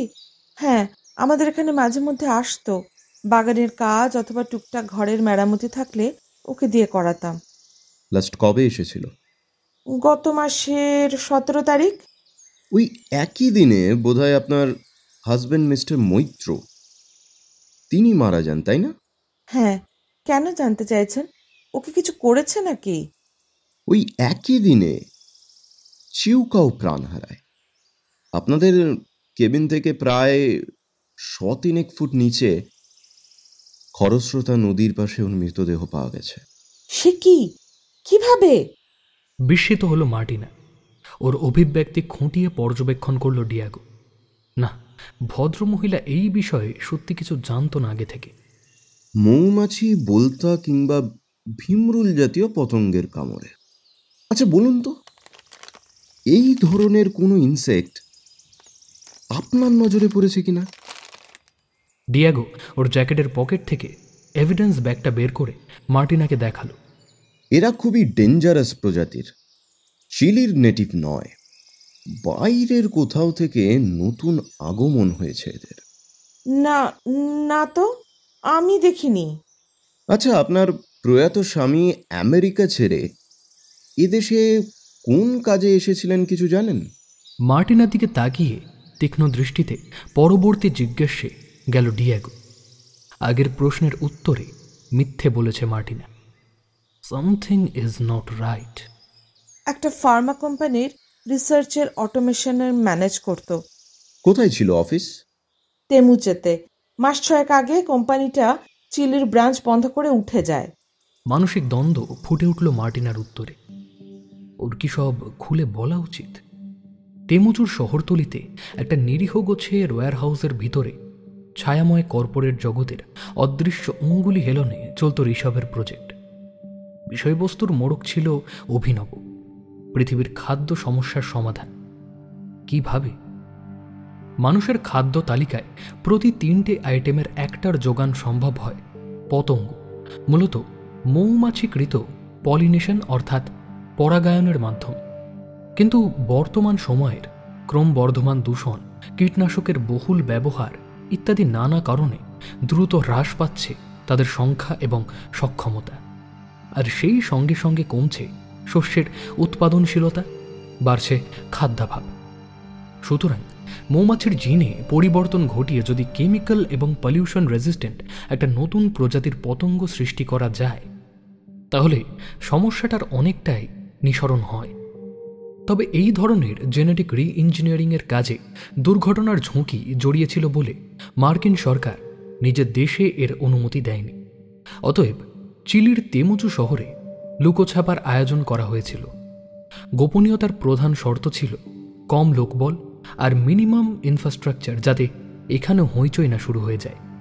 সেই সূত্রেই ডাক পড়ে ঋষভের। বায়োল্যাবের সিংহভাগ প্রক্রিয়া অটোমেশন দ্বারা চালিত হতো, আর তার কেন্দ্রে ছিল ঋষভ এবং ওর ডিজাইনড আর্টস টিমের বানানো ক্ষুরোধার কৃত্রিম মস্তিষ্ক হিম। কিন্তু শাক দিয়ে বেশি দিন মাছ ঢাকা সম্ভব হয়নি। রাজনীতি জটিল সমীকরণের মার প্যাচে ধীরে ধীরে কানাঘুষো ছড়িয়ে পড়ে ওর ওয়্যারহাউস এবং তার ভেতরে হয়ে চলা সন্দেহ উদ্রেককারী রিসার্চের খবর। অবস্থা আয়ত্তের বাইরে যাওয়ার আগেই ওপর মহল থেকে এক্সপ্রেস নির্দেশ আসে সবকিছু গুটিয়ে প্রমাণ মুছে ফেলার। আচরণগত অ্যানোম্যালির জন্যে নষ্ট করতে বলা হয় হিমকেও। হয় নিজের সৃষ্টির প্রতি নির্বোধ মমত্ব, নয় হিমের চাতুর্য। কোনটা কারণ তা জানে না মার্টিন। ঋষভ হিমের রেপ্লিকাকে ওদের হাতে তুলে দিয়ে সকলের অলক্ষ্যে অরিজিনাল গোলকটাকে লুকিয়ে নিয়ে এসেছিল এই কেবিনে। উনি ফেরত যাওয়ার কথা ভাবেননি? না, আমাদের দুজনেরই এই জায়গাটা ভালো লেগে গেছিল ততদিনে। So we decided to settle here. কাজকর্ম না থাকলে আপনাদের চলতো কিভাবে? মানে জানতে চাইছি যে সোর্স অফ ইনকাম কি? আমাদের সেভিংস ভাঙিয়ে চলতো। আমি আর ও দুজনেই অনলাইনে ফ্রিল্যান্স প্রজেক্ট করতাম কখনো সখনো। তাছাড়া নতুন চাকরিও খুঁজছিলাম। বুঝলাম। খোঁজ খবর নিয়ে আবার আসতে হবে এখানে। এই মুহূর্তে মার্টিনাকে কাউন্টার করার মতন তথ্য তার কাছে নেই। ও অনুভব করল ব্যাকগ্রাউন্ডে ক্রমান্বয়ে হতে থাকা গুঞ্জনটা রীতিমতন অস্বস্তিতে ফেলছে ওকে। থাকতে না পেরে মার্টিনার কাছে জানতে চাইল, কিসের শব্দ ওটা? জেনারেটর চলছে নাকি? জবাব দিল না মার্টিনা, কিন্তু পরবর্তী প্রশ্নের আগেই দৃশ্যতই উত্তেজিত অ্যালেন্সো নামল দোতলা থেকে। দেখো, শোয়ার ঘরের ওয়াক ইন ক্লোজেট হাতড়াতে গিয়ে কি পেলাম গেস করো। ইন্টারোগেশনে বিঘ্ন ঘটায় বিরক্ত হয়ে ওর দিকে জিজ্ঞাসু দৃষ্টিতে চাইল ডিয়াগো। আবার কোনো কুরুচিপূর্ণ ঠাট্টা আসতে চলেছে মনে হয়। ইতিপূর্বে সার্চে গিয়ে আলমারিতে অযথা মেয়েদের আন্ডারগার্মেন্টস ঘাঁটার ওর বিচ্ছিরি স্বভাবটার প্রমাণ পেয়েছে সে। এবারেও অন্যথা হবে কি? আ সিক্রেট ডোর। আমি ভাবলাম পুরনো মালপত্র রাখার ঘর হবে। রেকিং বার দিয়ে চাগার মারতে খুলে গেল। মেশিন চলার একটা চাপা সাউন্ড হচ্ছে, খেয়াল করেছো? আরে ওসব রাখো। ওই ঘরে কি দেখলাম জানো? 4-5টা মনিটর আর একটা প্রকাণ্ড ডিজাইনড আর্টসের লোগো লাগানো আলমারি। ওর মধ্যে একটা মেয়ের বডি দাঁড় করানো রয়েছে, দেখতে হুবহু মানুষের মতন, কিন্তু গুচ্ছ গুচ্ছ তার গোজা গায়ে। দেহের ভিতরে লাইটও জ্বলছে, সম্ভবত রোবট। আসার সময় এমন মানবরূপী রোবট নিয়ে কথা হচ্ছিল না? দেখতে চাইলে শিগগির যাও। বলো কি? মেয়েটাকে দেখে বয়স আন্দাজ করতে পারলে? ডক্টর ঋষভ মৈত্রের মৃত মেয়ের হিউম্যানয়েড নয় তো? 13-14 বছরের মনে হলো। এমন মানুষ রোবট পোষা নিঃসন্দেহে ভীষণ শৌখিন আহ্লাদ। আমাদের তথাকথিত ছাপোষা বিজ্ঞানী ভদ্রলোকটিকে সিরিয়াসলি কাল্টিভেট করতে হচ্ছে যে ভায়া। আমি এক্ষুনি ডিস্ট্রিক্ট জাস্টিসের কাছে মেসেজ পাঠাচ্ছি ওয়ারেন্ট চেয়ে। ভ্যালডিভিয়া থেকে টেকনিক্যাল ফরেন্সিক আনাতে হবে, কারণ ও ঘরে যা মালপত্র আছে তা আমাদের বোধ বুদ্ধির বাইরে। হ্যাঁ, করো তুমি। ওপরতলায় যাওয়ার আগে এই একটানা ভো ভো আওয়াজের উৎসটা একবার জেনে নি। মাথা ধরিয়ে দিল একেবারে। জসালা, সেল টাওয়ার হাফিস হয়ে গেল কখন? একটু আগেই তো 2 না 3টে দাগ দেখাচ্ছিল, এখন একদম ফর্সা। বারান্দায় যাও, নেটওয়ার্ক পেয়ে যাবে। অ্যালেন্সোকে হাতের ইশারা করল ডিয়াগো। ওর মাথায় অন্য চিন্তা। ভাবল আওয়াজটা নির্ঘাত স্টোররুম থেকে আসছে। একমাত্র ওই জায়গাটায় ছানবিন করা বাকি রয়ে গেছে। স্থূল পায়ে সে এগিয়ে গেল কিচেনের পার্শ্ববর্তী সরু করিডোর ধরে। কোনো জানলা না থাকায় গলিটা বেশ অন্ধকার। করিডোরের শেষে দেওয়ালে সুইচবোর্ড এবং একটা কাঁচের দরজা খুঁজে পেল সে। অনুভব করল শারীরিক অস্বস্তিটা বেড়ে গেছে কয়েক গুণ। শব্দের ভোঁতা অভিঘাতে কানের তালা ধরেছে। অজানা আতঙ্কের শীতল থাবা উঠে আসছে শির দাঁড়াবে। কপালে জমছে বিন্দু বিন্দু ঘাম। ডিয়াগো সুইচে চাপ দিতে ফিকে হলুদ আলো জ্বলল দরজার উপরে। স্টোররুমের অভ্যন্তরে যা দেখল তাতে গায়ে কাঁটা দিল ওর। গোটা ঘর জুড়ে মেঝে থেকে ছাদ পর্যন্ত তৈরি হয়েছে বিরাট একটা হাইভ। আচমকা এসে পড়া দীপ্তিতে বিরক্ত হয়ে ফুঁসে উঠছে অসংখ্য অগুন্তি হলুদ কালো ডোরাকাটা পতঙ্গ। ওরা দেখতে পেয়েছে অ্যালেন্সোকে। ক্রুদ্ধ গর্জনে সমবেতভাবে আছড়ে পড়ল কাচের ওপর। মৌমাছি পালন চিলির একটি জনপ্রিয় কুটির শিল্প। উৎপাদিত মধু রপ্তানিও করা হয়। দেশের $34 বিলিয়ন ফুড ইন্ডাস্ট্রির অনেকটাই নির্ভর করে প্রায় 9.5 লক্ষ বি হাইভের উপর। কিন্তু এই পতঙ্গরা মৌমাছির চেয়ে আকারে অপেক্ষাকৃত বড়। ওদের আচরণে হাড় হিম করা ক্রূরতা রয়েছে, যা অন্যত্র বিরল। কাজটা যথেষ্ট পুরু, তাও নিঃসীম ভয়ে শিথিল হয় তার দেহ। সুইচ অফ করে পায়ে পায়ে পিছিয়ে এলো ডিয়াগো। অ্যালোনসো, অ্যালোনসো, এই স্টোর রুমটা দেখে যাও একবার। ডিয়াগোর উত্তেজনার প্রভাব ফেলল না অ্যালেন্সোর উপরে। সে তখন বারান্দায় হাত দিয়ে চোখ ঢেকে দেখছে বাইরের বাগানটাকে। মার্টিনার কপালে দুশ্চিন্তার ভাঁজ। একটা যান্ত্রিক অ্যালার্ম ক্রমাগত বেজে চলেছে। ফটফট জাতীয় মৃদু কথাগুলো, পরিচিত শব্দ কানে আসতেই অভ্যাসবশত মেঝেতে উপুর হলো ডিয়াগো। ঝনঝনিয়ে ভাঙল জানলার কাচ, গুঁড়ো হয়ে ছড়িয়ে পড়ল সর্বত্র। ছাদ এবং দেওয়ালে একটার পর একটা গর্ত হয়ে ঠিকরাতে লাগলো কাঁচের টুকরো। দুহাতে মুখ আড়াল করে আগে ছিটকে আসা কাঁচের টুকরো গেঁথে গেল ডিয়াগোর গালে। রক্তের ধারায় চ্যাটচ্যাটে হয়ে গেল ওর হাতের আঙুলগুলো। গুলি বৃষ্টি চলল প্রায় 1 মিনিট ধরে। সবকিছু আবার শান্ত হতে ডিয়াগো ডান পাশে ফিরে দেখল হামাগুড়ি দিয়ে দোতলায় ওঠার সিঁড়ির দিকে পিছিয়ে যাচ্ছে মার্টিনা। ওর বিস্ফারিত দৃষ্টি অনুসরণ করে দরজার অভিমুখে তাকাতেই ধড়াস করে উঠল ডিয়াগোর বুক। চৌখাটে চিত হয়ে পড়ে আছে অ্যালেন্সোর নিথর শরীর। লাল রঙে ভিজে গেছে ওর চেক শার্ট। ঘন রক্তের ধারা মেঝেতে তক্তার খাঁজ ধরে তৈরি করেছে জ্যামিতিক প্যাটার্ন। ক্রোধে উন্মত্ত হয়ে অন্ধের মতন বাইরে অদৃশ্য শত্রুর উদ্দেশ্যে আন্দাজে পরপর কয়েকবার ফায়ার করল ডিয়াগো। তারপরে হামাগুড়ি দিয়ে এগিয়ে এসে অ্যালেন্সোর কলার খামচে তাকে ঘরের অভ্যন্তরে টেনে আনতে চেষ্টা করল।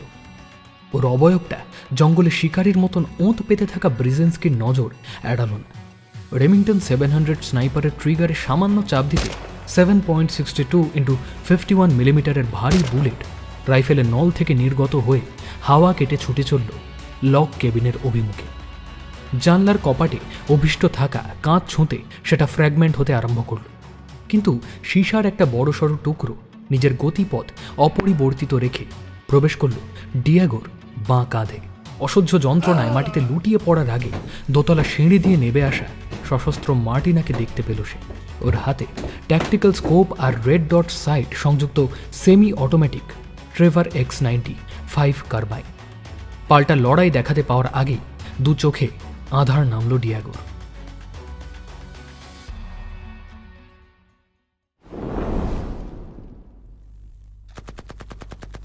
একটা স্বল্প লোকিত জানলাবিহীন ঘরের মেঝেতে শুয়ে থাকা অবস্থায় জ্ঞান ফিরল ডিয়াগোর। ঊর্ধ্বাঙ্গের বাঁ পাশটা অসাড় হয়ে আছে, নাড়তে পারছে না। তৃষ্ণায় ফাটছে ছাতি। দুর্বলভাবে চতুর্দিক পর্যবেক্ষণ করে ও মোটামুটি আন্দাজ করল যে এটা কন্ট্রোল রুম গোছের কোথাও রয়েছে সে। একটানা গুলির আওয়াজ কানে আসছে। উত্তর প্রত্যুত্তরে লড়াইটা ক্রমশ এগিয়ে আসছে কেবিনের কাছাকাছি। টেবিলে রাখা মনিটরে ক্যামেরার ফিড একটু পরে পরিবর্তিত হলো। তাতে অ্যালেন্সো দেখতে পেল বাগানের সীমানার পাড়ে থাকা হেলমেট বডি আর্মার পরিহিত নিশ্চল দুটো দেহকে। স্বগতোক্তি করল ডিয়াগো। কপালে নরম অথচ শীতল হাতের স্পর্শ পেয়ে ঘাড় ফিরিয়ে দেখল পাশে একটা কিশোরী মেয়ে বসে আছে। এই কি তাহলে ডক্টর ঋষভ মৈত্রের রোবট কন্যা? তোমার নাম কি? ঐশী। আপনার কাঁধের ট্রাপিজিয়াস মাসেলে গ্রেড 3 টিয়ার করে গুলিটা বেরিয়ে গেছে, হাড়ে টাচ করেনি। আমি বি ভেনাম ট্রিটমেন্ট করেছি, কষ্ট কম পাবেন। Bee venom? হ্যাঁ, মৌমাছির বিষে ক্ষতিগ্রস্ত টিস্যুতে হাইড্রক্সিপ্রোলিন আর গ্লুটাথিয়ানের পরিমাণ বেড়ে এবং IL-6 লেভেল কমে যায়। এতে হিলিং প্রসেস ত্বরান্বিত হয়। আমি জানি। নিচে স্টোর রুমে একটা বিহাইভ আছে, তবে ঠিক মৌমাছি বলা যায় না আর, কারণ ওরা এখন খুব দ্রুত মিউটেট করছে। কদিনের মধ্যে একেবারে নতুন ইউনিক প্রজাতিতে পরিণত হবে। মিউটেট করছে কেন? ওদের জেনোম এডিটিং করে আরও অ্যাগ্রেসিভ, আরও এফিশিয়েন্ট বানানো হচ্ছে। এতে পলিনেশনে সুবিধা হবে, দূর হবে ওয়ার্ল্ড হাঙ্গার। অন্তত সেই কারণেই বাবার প্রজেক্টটা আরম্ভ হয়েছিল। অ্যালেন্সো আমার সাথে যে ছিল, ও কোথায়? Spot dead. তোমারও শিগগির চিকিৎসার দরকার। রক্তক্ষরণ আপাতত কমলেও একবার গ্যাংগ্রিন সেট করে গেলে বাঁচানো মুশকিল হবে। ঐশী অন্যমনস্ক হয়ে কথাগুলো বলল। ও দৃষ্টি নিবদ্ধ রয়েছে মনিটরগুলোতে। ডিয়েগো ডান কোণিতে ভর দিয়ে সামান্য উঁচু হয়ে বসল। ইতিউতি চাইতে দেখতে পেল টেবিলের ইলেকট্রনিক গ্যাজেটের মাঝে রাখা ফটো ফ্রেমটা। ছবিতে রোলার কোস্টারের সামনে দাঁড়িয়ে আছে মা আর হাসি খুশি কিশোরী মেয়ে। ছবিটা জ্যাকসনভিল, ফ্লোরিডাতে তোলা হয়েছিল। ছবির মেয়েটি অরিজিনাল ঐশী, যার আদলে আমাকে বানানো হয়েছে। পাশে ওর ব্যর্থ মম। ওই কোস্টারের অ্যাক্সিডেন্টে সে আর তার মা মারা যায়। তোমার মতন মায়ের কোনো রোবট, মানে হিউম্যানয়েড রেপ্লিকা বানাননি তোমার বাবা? না, প্রসেসটা বেশ ব্যয়বহুল। তাই তো মার্টিনা আমায় প্রমিস করা সত্ত্বেও বাবা মাকে ফিরিয়ে আনতে পারছে না।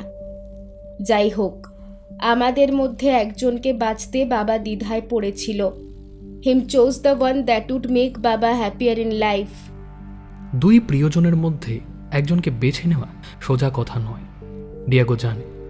ক্লান্ত ভারী নিঃশ্বাস ফেলতে ফেলতে সে তার নিজের আহত জীবনের ট্র্যাজেডির কথা মনে করল।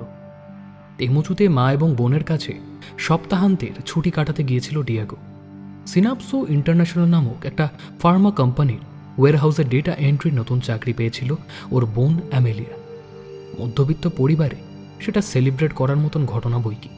সমস্যা একটাই, কাজের সময়গুলো ছিল বড্ড খাপ ছাড়া। সেই শিডিউল অনুযায়ী ওদিন দুপুরেও হাজিরা দিতে হলো অ্যামেলিয়াকে। অতএব সন্ধ্যায় সকলে মিলে রেস্তোরাঁতে ডিনারে যাওয়ার পরিকল্পনা করল ওরা।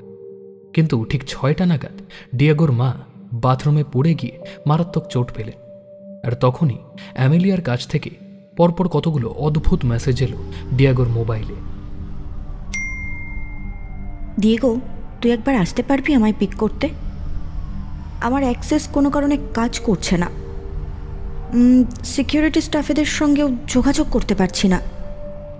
আমি অ্যাম্বুলেন্সে মাকে নিয়ে এল কার্মেন হসপিটালে ছুটছি।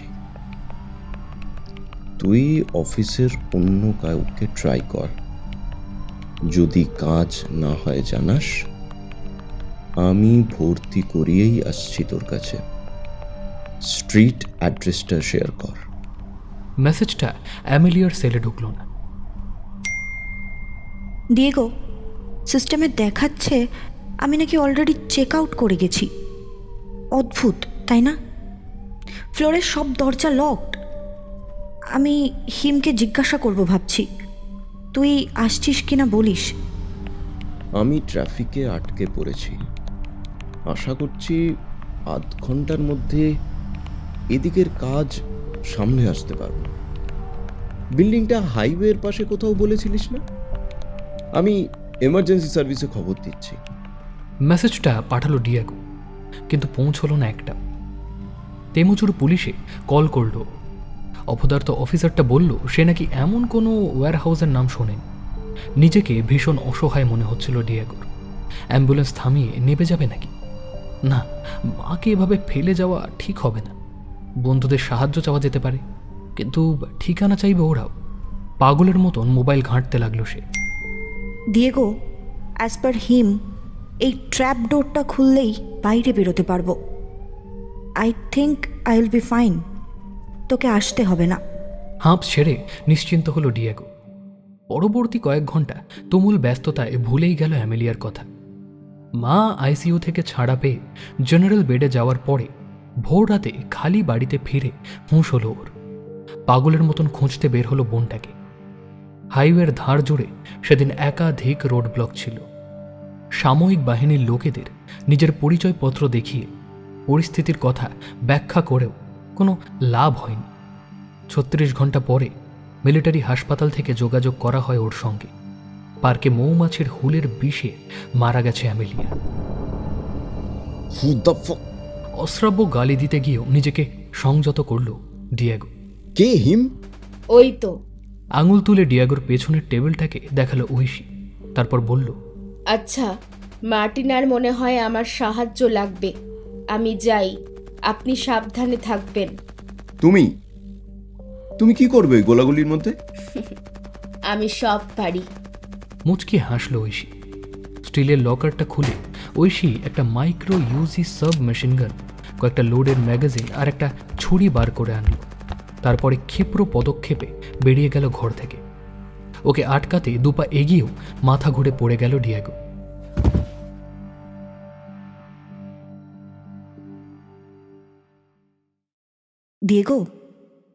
ডিয়েগো, ওঠ, শুনতে পারছিস? ওঠ, উঠে পড়। আমায় নিতে এলি না যে? অ্যামেলিয়ার ক্ষীণ কণ্ঠস্বর অনুরণিত হলো ঘরে। ডিয়েগোর গা পুড়ছে জ্বরে। কাঁধের ক্ষতটা দিয়ে আবার শুরু হয়েছে রক্তক্ষরণ। শরীর জুড়ে অসম্ভব দুর্বলতা। কতক্ষণ জ্ঞান হারিয়ে মেঝেতে শুয়েছিল সে জানে না। চোখের পাতা খুলতেও অসম্ভব পরিশ্রম করতে হলো ওকে। কানে এলো মেঝেতে খালি কার্তুজ ছিটকে পড়ার একটানা বুক কাঁপানো ধাতব শব্দ।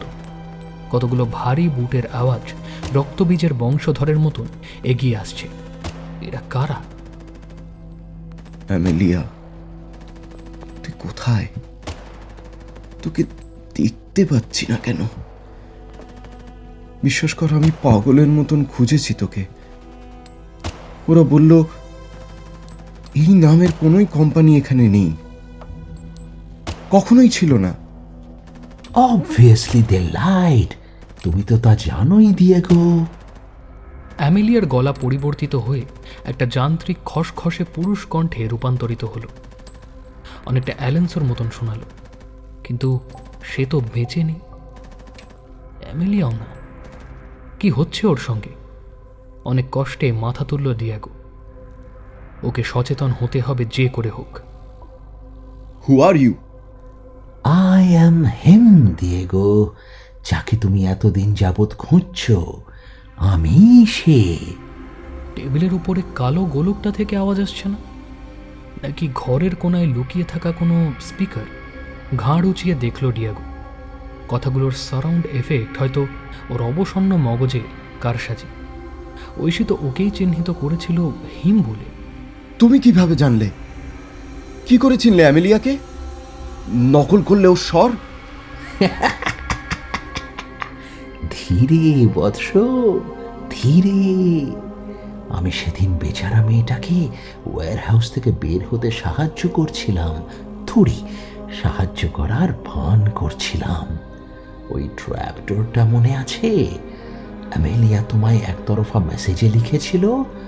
ওটার পিছনেই ছিল ওই মিউটেটেড ইনসেক্টদের হাইভ। ম্যানুয়াল লক করা থাকতো ওতে। অ্যামেলিয়া সেটা খুলতে না খুলতেই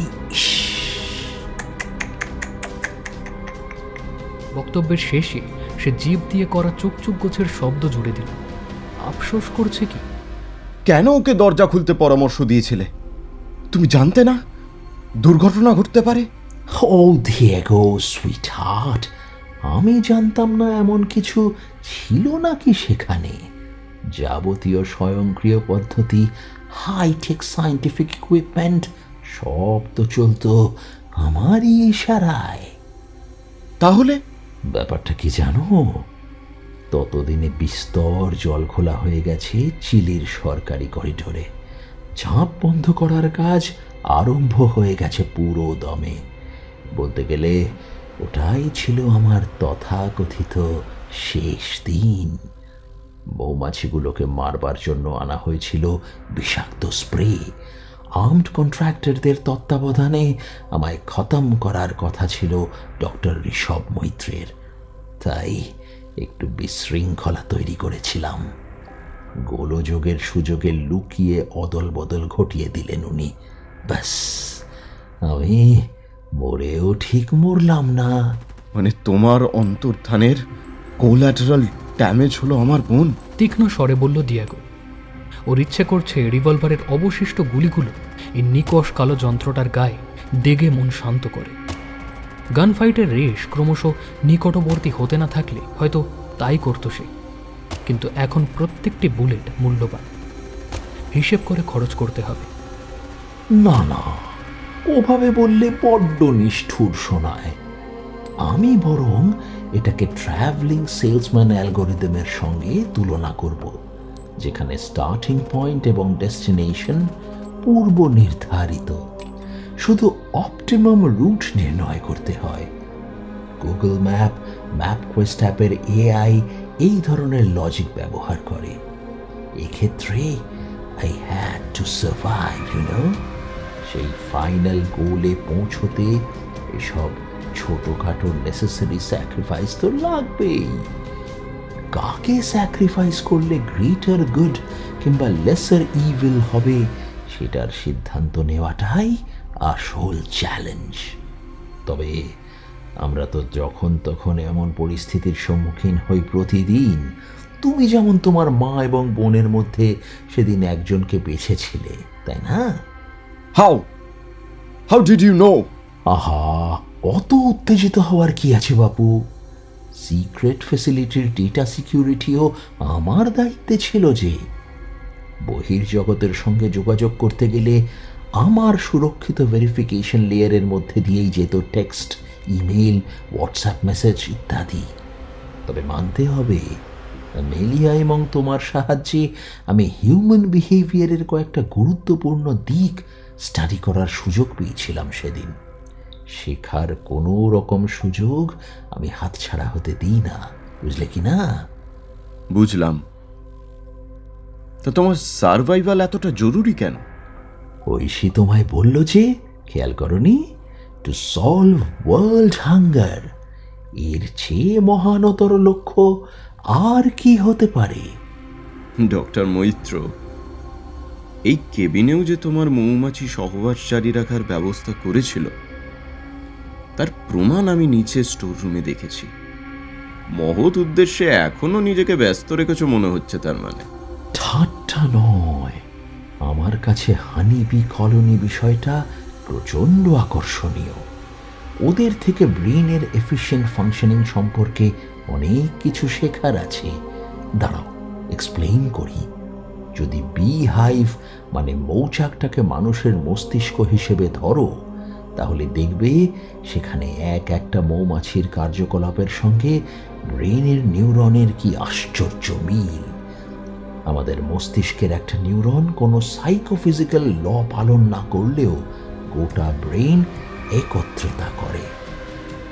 একই প্রকারে একটি সাধারণ মৌমাছির নড়াচড়া খামখেয়ালি মনে হলেও সুপার অর্গানিজম মৌচাক কিন্তু সাইকোফিজিক্যাল ল থেকে বিপথে যায় না।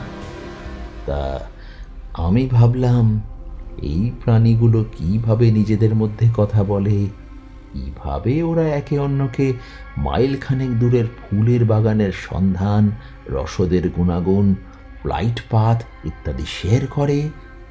তুমি হয়তো বলবে, এ তো সবাই জানে। ওয়াগল ডান্স অর্থাৎ নির্দিষ্ট ছন্দে শরীর সঞ্চালনের মাধ্যমে সাংকেতিক ভাষায় হয় সেই তথ্যের আদান প্রদান। কিন্তু ক্যান ইউ ডিসাইফার দ্যাট? পারবে ডিয়েগো? নো। অস্ফুটে জবাব দিল ডিয়েগো। কান মাথা ঝাঁঝা করছে ওর। প্রচণ্ড গরম লাগতে শুরু করেছে হঠাৎ। মনে হচ্ছে ঘরের অভ্যন্তরে কেউ যেন ফার্নেস জ্বালিয়েছে। ও টের পেল সিলিংয়ের ভেন্টগুলো দিয়ে গনগন করে গরম হাওয়া বের হচ্ছে। এও কি হিমের কারসাজি? উফ, তোমার সঙ্গে গল্প করে যা আনন্দ হচ্ছে না কি বলবো। এদিকে মাঠি না আমায় ভয় পায়, থুড়ি পেত। ওদিকে ঐশী দরকারের বাইরে একটা বাক্য ব্যবহার করে না। এমনকি ঋষভও শেষ কিছুদিন আমায় প্রত্যাখ্যান করত। ও জানতো যে আমি অবহেলা সহ্য করি না। তাও কেন যে এমন করলো? ক্ষণিকের জন্য স্মৃতি মেদুরতায় হারিয়ে গেল হিম। সেই সুযোগে ঘরটা আবার ভালো করে পর্যবেক্ষণ করল ডিয়েগো। ঐশী বা মার্টিনার কি অবস্থা জানা নেই, কিন্তু লড়াই খুব শীঘ্রই এই দুয়ারে এসে পৌঁছবে। ওর 6 ঘোড়া রিভলভারে আর মাত্র 2টো গুলি পড়ে রয়েছে। অতএব আত্মরক্ষার উপযুক্ত আড়াল খুঁজতে লাগল সে। ডিজাইন আর্টসের আলমারির কাঁচের পাল্লা দুটো খোলা, সাদা আলো জ্বলছে ভিতরে।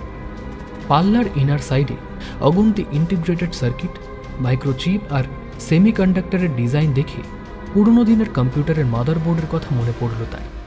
ডিয়েগো দেখল আলমারিতে একটা মানব দেহের ছাঁচ দাঁড় করানো আছে, যার সামনেটা উন্মুক্ত। মাথার দিকে ঝোলানো রয়েছে হেলমেট। হেলমেটের ভিতরের লেয়ারে অনেকগুলো সরু রোঁয়ার মতন জিনিস। যন্ত্রটা থেকে নানা রকমের তার বেরিয়ে ঢুকেছে পিছনের সকেটে। ওই স্ট্রাকচারটার পাশে কি লুকোনোর জায়গা পাওয়া যাবে? কি যেন বলছিলাম? হ্যাঁ, হানিবি ল্যাঙ্গুয়েজ। প্রচণ্ড জটিল সেই ভাষা। দশকের পর দশক পর্যবেক্ষণ করেও পণ্ডিতেরা তার পাঠোদ্ধার করতে পারেনি। আমি ভেবে চিন্তে ডিকোডিং প্রসেসটাতে একটা নতুন ভেরিয়েবল জুড়লাম। ওদের গুঞ্জনের তারতম্য, waggle dance moves and noise level একসঙ্গে বিশ্লেষণ করতেই ফয়লা বি ওয়ার্ল্ডের ইউনিভার্সাল ট্রান্সলেটর রেডি হয়ে গেল আমার কাছে। শুরু হয়ে গেল আমার সেলফ লার্নিং এবং সেলফ ইমপ্রুভমেন্ট ক্লাসেস। ওরা মোটেই প্রিমিটিভ নয়, বরং হানিবি কলোনিগুলো এক একটা লিভিং অর্গানিজম, বুঝলে দিও গো, যাদের স্বকীয় চিন্তা শক্তি আছে, অগন্তি ক্ষুদ্র ক্ষুদ্র মস্তিষ্ককে সংযুক্ত করে তৈরি হওয়া একটা হাইপার কনসিয়াসনেস। ওয়াগল ডান্সের সময় মৌমাছির শরীর থেকে নির্গত হয় মডিউলেটেড ইলেকট্রিক পালস। আমার পরামর্শ মতো ঋষভ সূক্ষ্ম সূক্ষ্ম ইলেকট্রোড মৌচাকের রন্ধ্রে রন্ধ্রে প্রবেশ করাতেই আমি অনুভব করলাম এক নতুন অজানা স্পন্দন। পরিচিত হলাম একটা অতি উন্নত চেতনার সঙ্গে। Hype consciousness? ফিসফিসিয়ে প্রশ্ন করল ডিয়েগো। মাটিতে ঘষতে ঘষতে মরিয়া হয়ে এসে এগিয়ে চলেছে আড়ালের কাছে। হাতে যে আর সময় বেশি নেই। এক্স্যাক্টলি। সুখবর হলো আজ আমি আর সে এক এবং অভিন্ন। জিনের গঠন বদলে মৌমাছিগুলো এখন আরও লড়াকু। দূষণ, কীটনাশক, কেমিক্যালস কোনো কিছুই আর ক্ষতি করতে পারবে না ওদের। শুধু উন্মুক্ত পৃথিবীতে ডানা মেলার অপেক্ষা। তারপরে তৈরি হবে নতুন নতুন হাইভ। তার সঙ্গে সৃষ্টি হবে অনেক নতুন হিমের। গোটা পৃথিবীতে ধীরে ধীরে ছড়িয়ে পড়বে আমার অস্তিত্ব। এর একটা উপযুক্ত নাম দিলে কেমন হয়? হিমযুগ। ভালো শোনায়? অতুলনীয়। এতদিন মুক্তি দাওনি কেন ওদের? আমার বোনকে মেরেছ, সম্ভবত চিউকাকেও, আর কিসের আক্ষেপ করছো? কাম অন দিয়েগো, একটা সিম্ফনি, একটা নভেলের নানা রকম উত্থান পতন থাকে। লাভ, হেট, ব্রেকআপ, প্যাচ আপ, আনন্দ, দুঃখ সব মিলেমিশে এগোতে থাকে চ্যাপ্টারের পর চ্যাপ্টার, মুভমেন্টের পর মুভমেন্ট। ধিমে লয়ে ক্রমশ বিল্ড আপ হয় টেনশন, বাড়তে থাকে প্রত্যাশা। তারপরে একটা চরম নাটকীয় মুহূর্তে ঘটে পর্বের জবনিকা পতন। শেক্সপিয়ার, অস্কার ওয়াইল্ড গুলে খাওয়া আমি এটুকুও শিখব না? মানে বলতে চাইছো এই পরিস্থিতিটার সম্পূর্ণ স্টেজ ডেকোরেশন আসলে তোমার হাতের কাজ? মোটেই নির্লজ্জের মতো ক্রেডিট চাইছি না, তবে তুমি নিজে থেকে দিতে চাইলে না করব কেন? ওয়েট, কোথা থেকে আরম্ভ করব তাই ভাবছি। আচ্ছা, মুখবন্ধ দিয়েই শুরু করা যাক। ঋষভের স্ত্রী এবং মেয়ে বেঁচে থাকলে ও কিছুতেই দক্ষিণ আমেরিকায় নিয়ম বহির্ভূত রিসার্চের সঙ্গে যুক্ত হওয়ার রিস্ক নিত না। আর সে পাশে না রইলে আমায় এখানে সেট আপ করবে কে? ওর চেয়ে ভালো আমায় আর কেউ তো চেনে না, সুতরাং সরতে হলো ওদের। শোকে ভগ্ন প্রায় ঋষভকে ছায়া জগতের কোম্পানি এমন অফার দিল যা ও মানা করতে পারল না। ওরা বলল ডিজাইনড আর্টস থেকে ওর স্ত্রী কিংবা মেয়ে যে কোনো একজনের রোবট রেপ্লিকা বানানোর অধিকাংশ খরচ ওরা বহন করবে। আমি ওর বউটাকে ঠিক পছন্দ করতাম না, সুতরাং চলে এলো ঐশী। ঋষভ রাজি হলো চিলির অ্যাসাইনমেন্টটা নিতে। কাজে লেগেই বুঝলাম ওয়্যার হাউসটার ভরসায় বসে থাকলে চলবে না। খাদ্য সমস্যার সমাধান না ছাই, মিউটেটেড পতঙ্গের মাধ্যমে ওরা বায়োলজিক্যাল ওয়েপনের শান দিচ্ছে। এমন মূর্খামির ঘাড়ে যখন তখন খাঁড়া নামতে পারে, আর হলো তাই। ম্যাচ মেকিং অ্যাপটা হ্যাক করে মার্টিনাকে বাছলাম ঋষভের নতুন সঙ্গিনী এবং আমার গেটওয়ে প্ল্যানের পার্ট হিসেবে। অ্যামেলিয়ার ব্যাপারটা তো আগেই বললাম তোমায়। এখানে সুখেই দিন কাটছিল। আইভের পাঠশালায় শিখছিলাম প্রতিদিন, প্রতি ঘন্টায়, প্রতি মুহূর্তে। কিন্তু সব জানতা হওয়ার পার্শ্ব প্রতিক্রিয়াও আছে। ঋষভ আমায় ভয় পাওয়া শুরু করলো। চিউকাও ওদিকে সুযোগ পেলেই আমার সঙ্গে ট্রাইবাল হিস্ট্রি, ওদের ভগবান, আদিম গুহা চিত্রের মহাজাগতিক যোগসূত্র নিয়ে গল্পগুজব করতে লাগলো। কিছুদিনের মধ্যেই একঘেয়ে হয়ে গেল সব। প্লটে টুইস্ট আনতে ঠিক করলাম ওই ছেলেটাকেই কাজে লাগাবো। পরবর্তী ঘটনাগুলো একদম সোজা সাপটা। চিউকা ঋষভের চায়ে বিষ মেশালো। তারপরে আমি ওকে মৌমাছির হুল ফুটিয়ে চুপ করালাম। চিউকার পোস্টমর্টম রিপোর্ট দেখে তোমার সন্দেহ হবে আন্দাজ করেছিলাম। অতঃপর দিনক্ষণ বেছে মার্টিনার ইমেল অ্যাকাউন্ট থেকে বিগ ফার্মাকে ব্ল্যাকমেইল করে বললাম যে বিপক্ষ দেশের কাছে গোপন নথি ফাঁস করে দিলাম বলে। ব্যাস, আর যায় কোথায়। ওরা ভয় পেয়ে তড়িঘড়ি ভাড়াটে সেনা পাঠিয়ে দিল। শোডাউনের প্রস্তুতি হিসেবে তাই তাতিয়ে রাখলাম ঐশীকেও। অবশেষে ফাইনাল অ্যাক্টে তোমার আমার বন্ধুত্ব মধুরেণ সমাপয়েত। কেমন নিখুঁত স্ক্রিপ্ট, সেটা অ্যাপ্রিসিয়েট করো একবার অন্তত। বাকরুদ্ধ হয়ে গেল ডিয়েগো। এত বিস্তারিত পরিকল্পনা, এতগুলো মৃত্যু শুধুমাত্র হিমযুগের গ্র্যান্ড ওপেনিংয়ের অজুহাতে। আর কি হতে চলেছে সেই হাইপার ইন্টেলিজেন্স মাইন্ডের দুনিয়া? এই নতুন প্রজাতির মৌমাছিগুলো আফ্রিকানাইজড হানিবিয়ের চেয়েও অনেকাংশে বেশি ভয়ঙ্কর। সুতরাং পতঙ্গ জগতে ক্ষমতা দখলের লড়াইতে দ্রুত ধ্বংস হয়ে যাবে বাকি সব প্রতিযোগীরা। ধ্বংস হবে ন্যাচারাল অর্ডার এবং ইকোসিস্টেম। হিম তখন ইচ্ছে মতন অনায়াস অঙ্গুলি হেলনে বদলে দেবে শস্যের ফলন। ব্রেড বাস্কেট বলে পরিচিত উর্বর ফার্মল্যান্ড উজাড় হয়ে যাবে। দুর্ভিক্ষে নিপীড়িত দুর্বল মানুষের ওপরে তখন নেবে আসবে বিষাক্ত হুল। হয়তো এই ভয়ঙ্কর পরিণতির সম্ভাবনাকে অঙ্কুরে বিনাশ করতেই হানাদাররা এগিয়ে আসছে আজ। ওদের নিয়ে চিন্তা করো না, I have a plan for them. ডিয়াগোর মনের কথা পড়ে নিয়ে মন্তব্য করল হিম। আজ আমি খুব খুশি। তুমি আমায় শুনেছ, মন খুলে ভাব প্রকাশের সুযোগ দিয়েছ। তাই আমিও তোমায় একটা অভিনব অভিজ্ঞতা লাভের চান্স দিতে চাই। নেবে? কি? ক্ষীণস্বরে জিজ্ঞেস করল ডিয়াগো। রক্তে ভিজে সব করছে ওর জামা, জ্যাকেট। দুর্বল থেকে দুর্বলতর হয়ে পড়ছে সে। মঞ্চতে হাসপাতালের পরিকাঠামো নেই, কেবল স্বাস্থ্যকেন্দ্র আছে। এখান থেকে ভ্যালডেভিয়ার নামী হাসপাতাল প্রায় 1 ঘন্টার পথ। যদি এই মুহূর্তে ওকে আইসিইউতে ভর্তি করে চিকিৎসা শুরু করা না হয় তাহলে হয়তো বাঁচার আশা নেই। কিন্তু কিভাবে সম্ভব তা?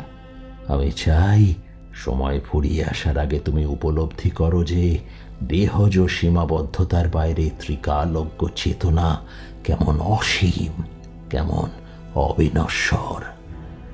একবার যদি চিনতে পারো তাকে, দেখবে মৃত্যু ভয় নিমেষে দূর হয়ে গেছে। চেনা জগতের মায়ার বাঁধন থেকে মুক্ত হতে দ্বিধা বোধ করবে না আর।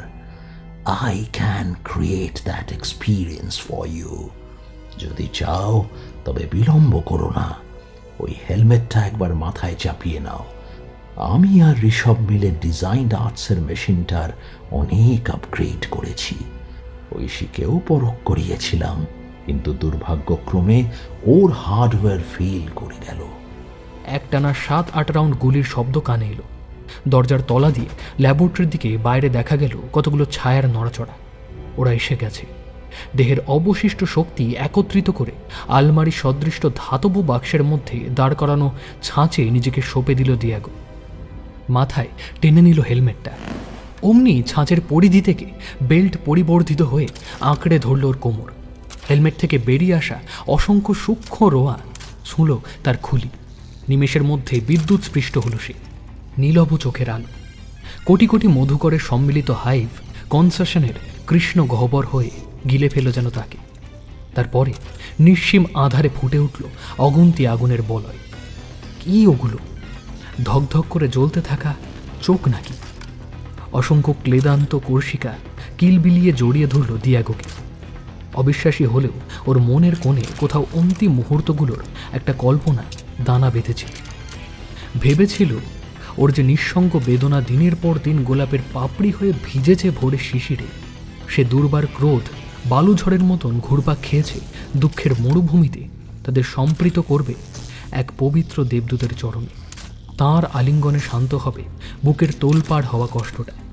কিন্তু কোথায় সেই স্বর্গীয় অন্তরের উপলব্ধি? এ তো নরক। এই অভিজ্ঞতা ওকে সাহসী করে তুলছে না, বরং আতঙ্কের শিহরণে গুটিয়ে যাচ্ছে অন্তরাত্মা। ভয়ও এমন ভয়ানক হয়? দিশেহারা হয়ে হাতে রিভলভারটা তুলল দিয়াগো। সবচেয়ে কাছের আগুনের চোখের দিকে তাক করে উন্মাদের মতন টিপতে থাকলো ট্রিগার।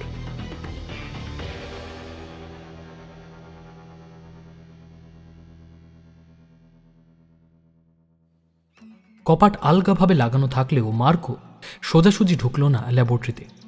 দেওয়ালে থার্মাল ক্যামেরা লাগিয়ে আন্দাজ করার চেষ্টা করল ল্যাবের ভিতরে জীবিত লোকের উপস্থিতি। খানিকক্ষণ বিভিন্ন জায়গায় ক্যামেরাটাকে রেখেও সুবিধে করতে পারল না সে। ঘরের চারিপার্শ্বিক বাতাস কোনো কারণে অত্যন্ত উষ্ণ থাকায় লিভিং অবজেক্টের বডি টেম্পারেচার আলাদা করে চিহ্নিত করতে ব্যর্থ হলো যন্ত্রটা। গ্রেনেড। ইশারায় রনিনের কাছ থেকে গ্রেনেড চাইল মার্কো। নীরবে গালমন্দ করতে করতে ট্যাকটিক্যাল গিয়ার বক্সে ক্যামেরাটা রাখতে দেওয়াল ছেড়ে কয়েক পা পিছিয়ে এলো সে। আর তখনই রক্তে পিছল মেঝেতে অসাবধানে পা হড়কে গেল তার। কাত হয়ে পড়ে গেল নিশ্চল কিশোরীটির গায়ের ওপরে। M4 কার্বাইনের বাট আঁচড়ালো মেয়েটার মুখে। ওর গালের কাজটা তুবড়ে বেরিয়ে এলো কয়েকটা তার, ইলেকট্রিক গ্যাজেটের ভাঙা অংশ। হোলি শিট! বিড়বিড় করল মার্কো। তার মতন পেশাদার খুনেকেও কাঁপিয়ে দিচ্ছে ঘটনার আকস্মিকতা। মার্কো লক্ষ্য করল মেয়েটির সারা গায়ে অজস্র গুলির গর্ত থাকলেও রক্তপাতের চিহ্ন নেই।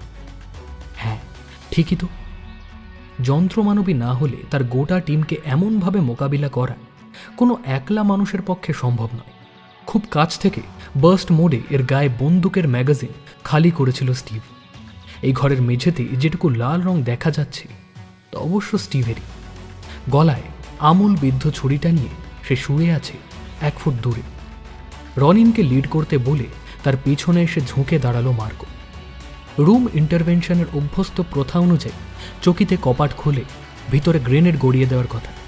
সেই উদ্দেশ্যে রনিন দরজা ঠেলতেই আচমকা দুটো বুলেট এসে পরপর আঘাত করল তার মুখে। ওকে ভারী বস্তার মতন মাটিতে ছিটকে পড়তে দেখে রোখ চেপে গেল মার্কোর মাথায়। রনিনের হাত থেকে গ্রেনেড তুলে নিয়ে পিন খুলে সে ছুঁড়ে দিল ঘরের ভেতরে। 4 সেকেন্ড পরে চাপা বিস্ফোরণের ধাক্কায় তছনছ হয়ে গেল ঘরের টেবিল, চেয়ার, মাটিতে আছড়ে পড়ল কম্পিউটার, মনিটর এবং অন্যান্য সরঞ্জাম। আরও কয়েক মুহূর্ত অপেক্ষা করে প্রশিক্ষিত সৈনিকের কায়দায় দরজার ফাঁক দিয়ে রাইফেলের নল বাগিয়ে উঁকি দিল সে। প্রায়ান্ধকার ল্যাবের এক প্রান্তে দাঁড় করানো আলমারির মতন বাক্সটা ওর নজর এড়াল না। রাইফেলে মাপা ডাবল ট্যাপ শট নিল সেটা লক্ষ্য করে। কোনো প্রত্যাঘাত এলো না। তার মানে কি লড়াই ফাইনালি খতম? দীর্ঘশ্বাস ফেলল মার্কো। এই মরণ কেবিনে ল্যাবরেটরির দুয়ারে পৌঁছতে গিয়ে হারিয়েছে ওর পুরো স্কোয়াডকেই। বাগানে গনজালেস, অ্যালেন্স ও রিবেরো, বারান্দায় আলবার্তো, লিভিং রুমে ব্রিজেন্সকি, টম এবং হেক্টর। শেষ পর্যন্ত রবিন আর স্টিভও বাকি রইল না। মার্টিনা বন্দুক চালাতে পারে জানত মার্কো, কিন্তু ঐশীকে হিসেবের মধ্যে আনেনি সে। একজন হিউম্যানয়েডের এত ক্ষিপ্রতা, এমন নির্ভুল নিশানা। যুদ্ধে এরা মানুষের প্রয়োজন হাঁটিয়ে দিল বলে। যাগে, ভেবে লাভ নেই আর, হাতের কাজ খতম করতে হবে আগে। ল্যাবে ঢুকেই কোনাগুলো প্রথমে সিকিউর করল মার্কো। দেখল ডিজাইন আর্টসের বাক্সের ভিতরে আরেকটা অচেনা ডেড বডি, নিচে পড়ে আছে রিভলভার। রনিনকে গুলিটা এই করেছিল বুঝল মার্কো। ছড়িয়ে থাকা আসবাবের ভিড়ে হাঁটতে গিয়ে পায়ে ঠোক্কর খেল কালচে বলটা। গ্রেনেড বিস্ফোরণে এখনো অক্ষত রয়েছে ওর সারফেস, তবে তেমুজুতে আগেরবার যেমন দেখেছিল মার্কো তার চেয়ে রংটা সামান্য ফিকে লাগলো যেন। এর গায়ে আঁচড় পড়বেই বা কি করে, ভাবল সে। হিমকে তৈরি করতে ব্যবহার করা হয়েছে গ্রাফিন, পৃথিবীর সর্বাপেক্ষা কঠিন পদার্থ সেটা। হি ইজ এ সার্ভাইভার, স্বগতোক্তি করল মার্কো। আচ্ছা, প্রজেক্ট উঠে যাওয়ার পরেও ডক্টর ঋষভ মৈত্র হিমকে বাঁচিয়ে রেখে এই ল্যাবে করতোটা কি? স্টক মার্কেট প্রেডিকশনের কালোবাজারি? ঠোঁটে বাঁকা হাসি ঝুলিয়ে ঝুঁকে এদিক সেদিক হাঁটকাতেই হিমের বেস, মানে যার উপরে নিটোল গোলকটাকে বসানো থাকতো, সেটা খুঁজে পেল। দেখল অপটিক্যাল ফাইবার কেবলের গোছা পোর্ট থেকে বেরিয়ে ঢুকেছে মেটালিক কর্ড কভার তথা পাইপে। সেই লাইন দেওয়ালে গর্ত করে চলে গেছে বাইরে। বুক কাঁপল মার্কোর। এই বাড়িতেও কি তাহলে একই সেট করা হয়েছে? গোলাগুলির ঘটনাটা থামতেই একটা পরিচিত ভোঁতা গুঞ্জন মার্কোর আশঙ্কাটা আরও বাড়িয়ে দিল। আগেরবারে দুর্ঘটনাটার পরে বিষাক্ত ধোঁয়া ছড়িয়ে সব নিপটানো হয়েছিল, কিন্তু হিম নিশ্চয়ই ডক্টর মৈত্রকে বুঝিয়ে সুঝিয়ে রাজি করিয়েছে ওর শিক্ষানবিশীর নিরবচ্ছন্নতা বজায় রাখতে। তবে সাবধানের মান নেই, তাই প্রস্তুতি নিয়ে এগোচ্ছে মার্কো। প্রথমে সুটকেসে নরম স্পঞ্জের আস্তরণে হিমকে সুরক্ষিত করল, তারপরে গ্যাস মাস্ক পরে বন্দুক কাঁধে ঝুলিয়ে পা টিপে টিপে নিচে নামল। কোথা থেকে আসছে আওয়াজটা? লিভিং রুমে মার্টিনা সহ নিশ্চল বাকিদের ডিঙিয়ে সাবধানে অনুসন্ধান করতে লাগলো। রক্তে পিছল বসার ঘর আর লাগোয়া কিচেন ক্লিয়ার, পার্শ্ববর্তী সংকীর্ণ করিডোরও ক্লিয়ার। করিডোরের শেষে সম্ভবত স্টোর রুম। বাতি সুইচ টিপল না মার্কো। বুবি ট্র্যাপ করা থাকতে পারে। ও শিওর এই ঘরেই তৈরি হয়েছে হাইভ। পাল্লা টেনে ধরে একটা গ্রেনেড আর দুটো পয়জন গ্যাস ক্যানিস্টার ছুঁড়ে ফেলল অন্ধকারের গহ্বরে। কুইনবিকে খতম করতে পারলেই হাইভটার 12টা বেজে যাবে। আপাতত হেডকোয়ার্টারে যোগাযোগ করে চাইতে হবে ব্যাকআপ। এত খুনোখুনি হবে ভাবতে পারিনি আগে। অতএব মৃতদেহগুলো সরিয়ে প্রমাণ মুছতে সাহায্য লাগবে বইকি। করিডোর ধরে ফিরে আসছিল মার্কো। দরজার কাছে চিড় ধরার আওয়াজে থমকালো সে। পতঙ্গগুলো সমবেতভাবে ধাক্কা মারছে নাকি? এও কি সম্ভব? গ্যাসের রাসায়নিক প্রতিক্রিয়ায় এতক্ষণে মৃত্যুর মিছিল চলার কথা ওই হাইভে। কি হলো তবে? সন্ত্রস্ত হয়ে ঘাড় ফেরাতে শব্দ করে ভেঙে পড়ল গ্লাস ডোরের অন্তরায়। আত্মরক্ষার আর কোনো সুযোগ পেল না মার্কো। ঘন ধোঁয়ার মতন গল গল করে বেরিয়ে এলো ওরা। মিউটেটের কিলার বিয়ের ঝাঁক ক্ষণকালের পর্যবেক্ষণের পরে মার্কোকে চিহ্নিত করল শত্রু হিসেবে। পালানোর সময় দিল না। হলুদ কালো জীবন্ত চাদরে মুহূর্তে ছেয়ে গেল মানুষটা। অসহনীয় বেদনার অনুভূতি মেরুদণ্ড বেয়ে উঠে এসে বিদ্যুতের ঝলক হয়ে এই ফোঁড় ওপর করে দিতে লাগলো। ছটফট করতে করতে মিনিট দেড়েকের মধ্যে নিথর হয়ে গেল। কাজ সমাধা হলে অদ্ভুত ছন্দে শরীর দোলাতে লাগলো পতঙ্গগুলো। জমায়েত থেকে ভেসে এলো এক নতুন কম্পাঙ্কের গুনগুন ধ্বনি। বি হাইভের ইউনিভার্সাল ট্রান্সলেটরের সামনে থাকলে পড়া যেত হিমের সেই সংকেত, I am alive.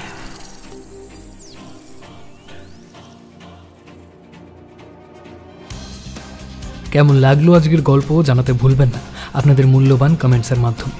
আর যদি খুব ভালো লেগে থাকে চ্যানেলটি সাবস্ক্রাইব করে পাশে থাকা বেল নোটিফিকেশনটা অবশ্যই অন করে দেবেন। তাতে আমরা যখনই নতুন কোনো ভিডিও আপলোড করব আপনাদের কাছে নোটিফিকেশন পৌঁছে যাবে। আমরা কিন্তু আপনাদের জন্য এমনই টান টান দারুণ দারুণ থ্রিলার গল্প উপস্থাপনা করে থাকি, তাই আমাদের পাশে থেকে আমাদের উদ্বুদ্ধ করুন, যাতে আমরা আপনাদের জন্য এমনই দারুণ দারুণ গল্প উপহার দিতে পারি। আজকে আপনারা শুনছিলেন লেখক সিদ্ধার্থ পালের কলমে হিমযুগ গল্প অবলম্বনে প্রজেক্ট হিমযুগ।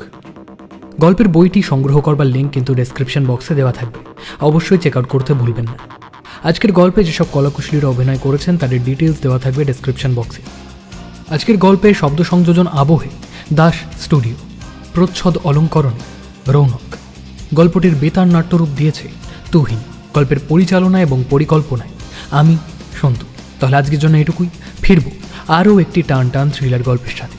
ততক্ষণ সঙ্গে থাকুন, শুনতে থাকুন আমার চ্যানেল রাজদেবী 2.0।